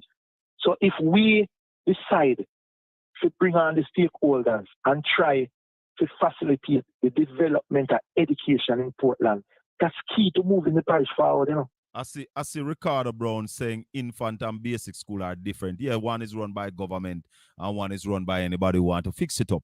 But I'm saying, Ricardo, we can't continue that way. When a child is young, hold on, Wilson. When a child is young, it is the best time from 0 to 7 years old. It is the best time for that child to learn. And we as Jamaicans must make an effort to ensure our children start reading before they leave basic school or infant school, if you please.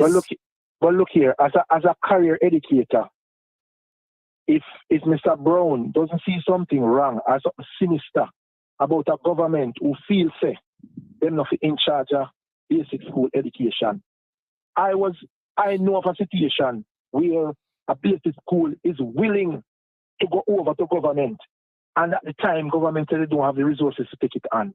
It is too expensive not to find that resources. How could that be? How could that be? Listen, the reason why you have so many basic schools being run by different organizations is because the void was there. Yes. Government did give it up. So Miss Matty just asked the church, we can teach them kids around Ibaka Church because they would have nowhere to go if Miss Matty never decided to do that. So listen, so there's no excuse. The idea, and a long time we recognize that most of the skills that the students need for primary school, they are entering primary school without those skills. There you go. So to fix it, we'll have to fix the basic school by taking them over.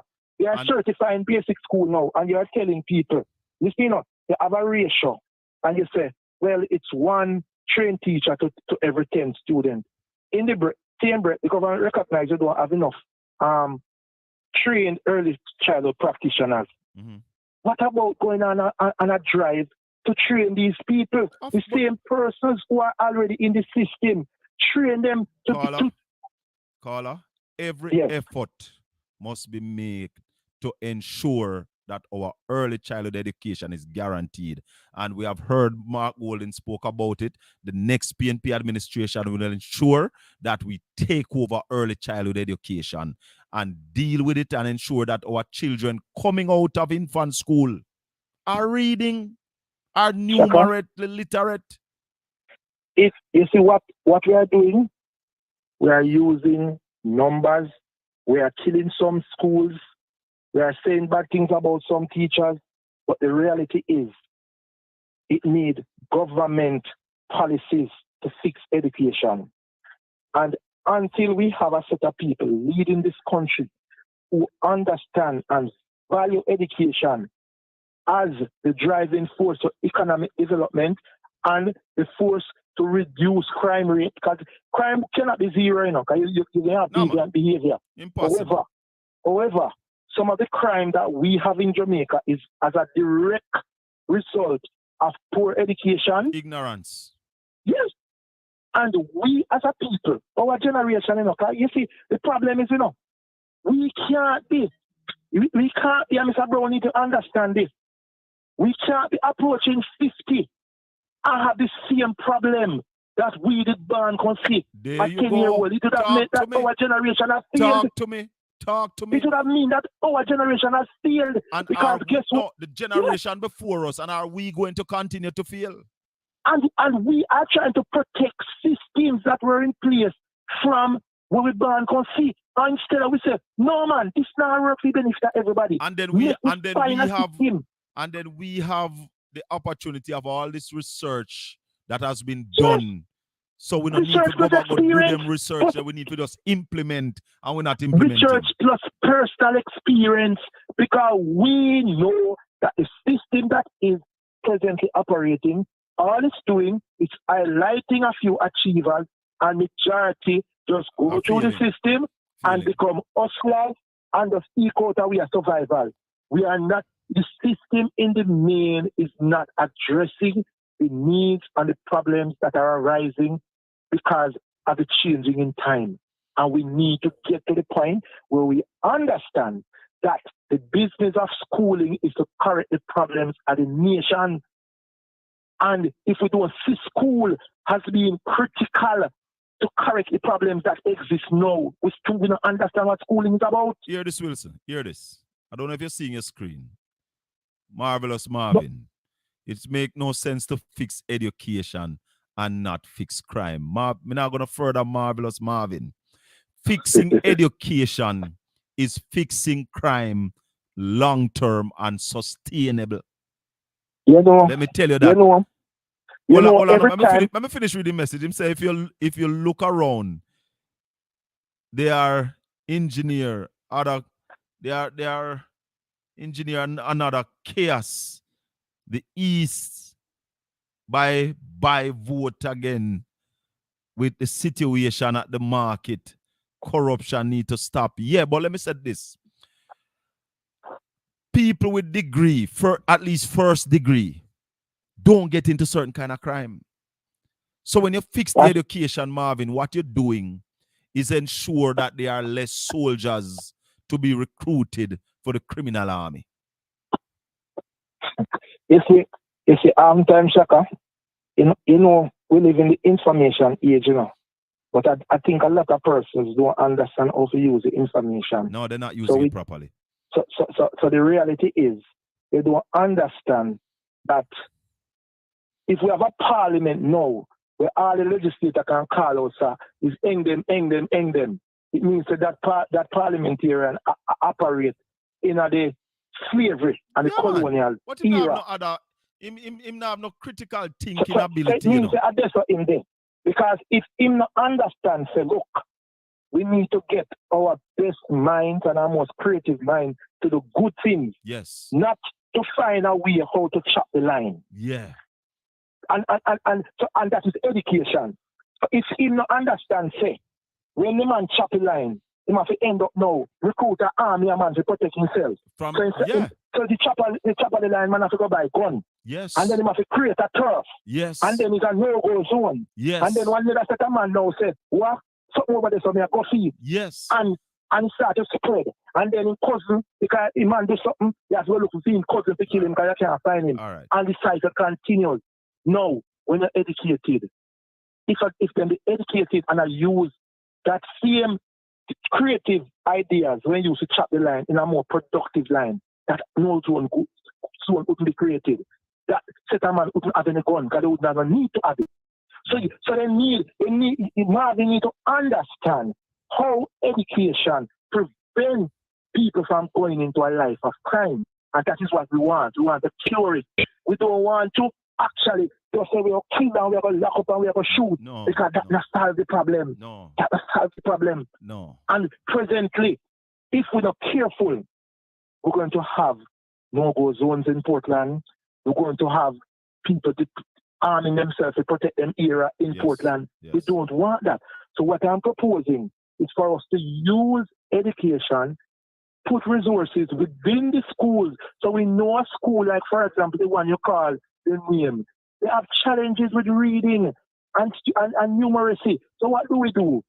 We know that we can't use the same ratio that exists in every other high school to determine how many teachers go there. Because to arrest that problem, it means that you're going to need more teachers with smaller groups.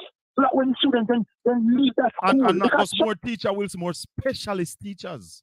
Exactly. So we have to look on it from that perspective. Because the one size fit all can't work, you know. Because you have to treat it. Listen, what we want, you know, is equity, you know, and not equality, you know.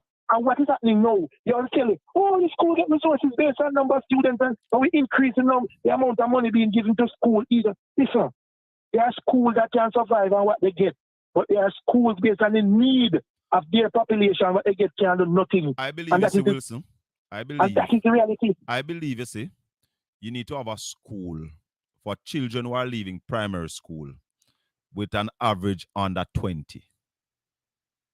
They go to that school, and when Yes. they get to a certain level, then you bring them back You into can the mainstream them. You can Yes. mainstream them back. You must. How can you show a child with a 5% average in a classroom of 30 and 40 with children who have a 70% average, a 80% average, or even a 50% average? That child with that 5% average is doomed for failure in that classroom.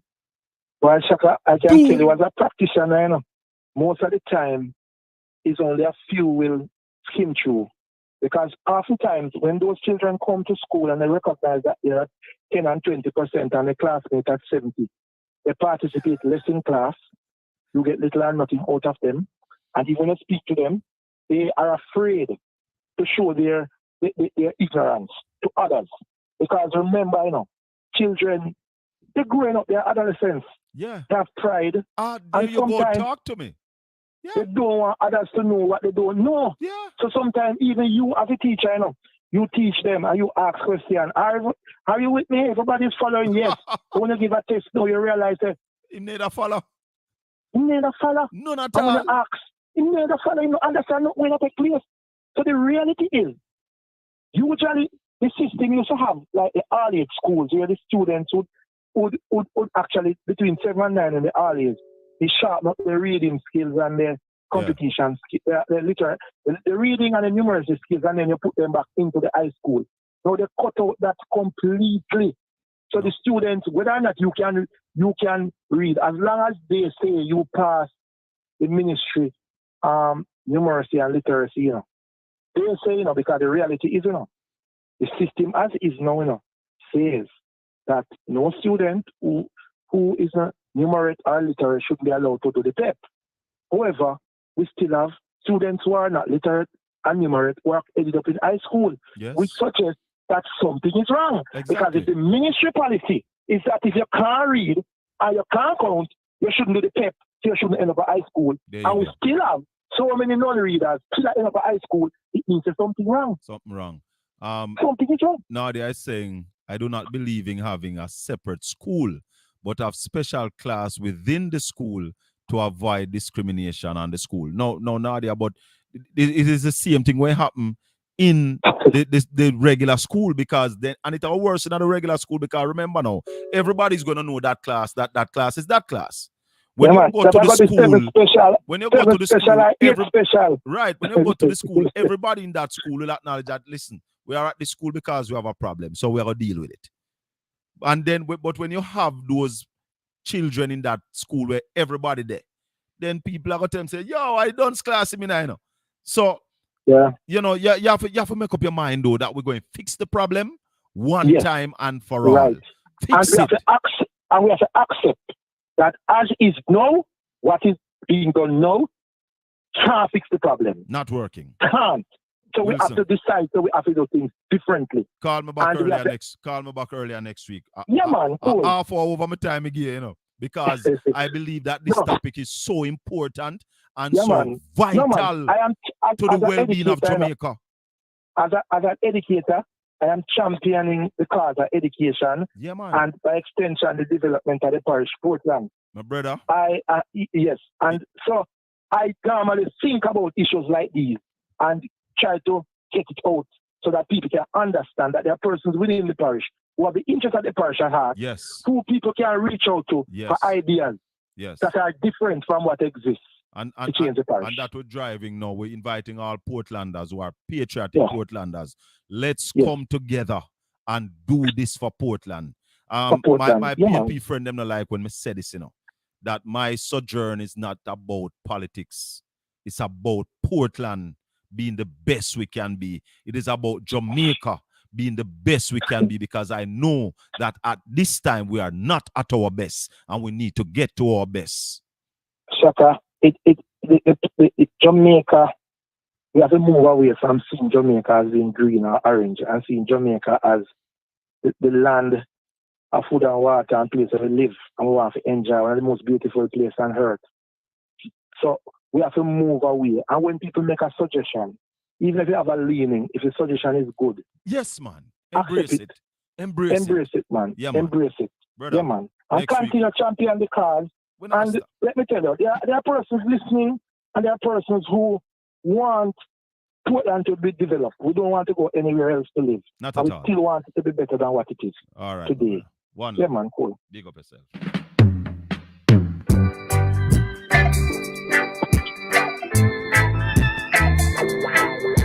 What a caller. What a caller.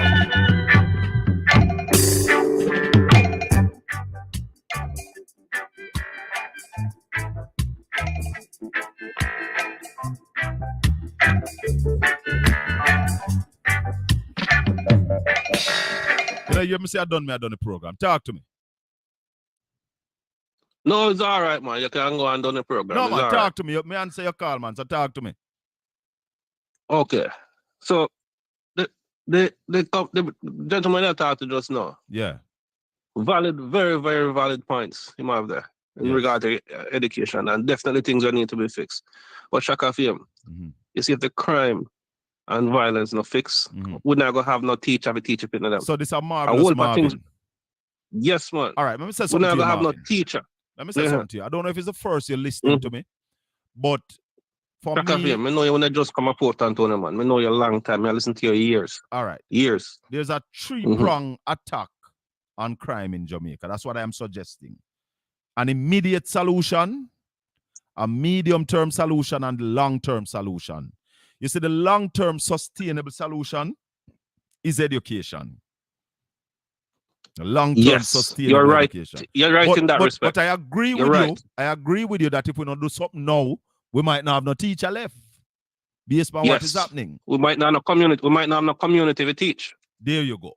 So my solution to the immediate is to employ stop and frisk in Jamaica right now.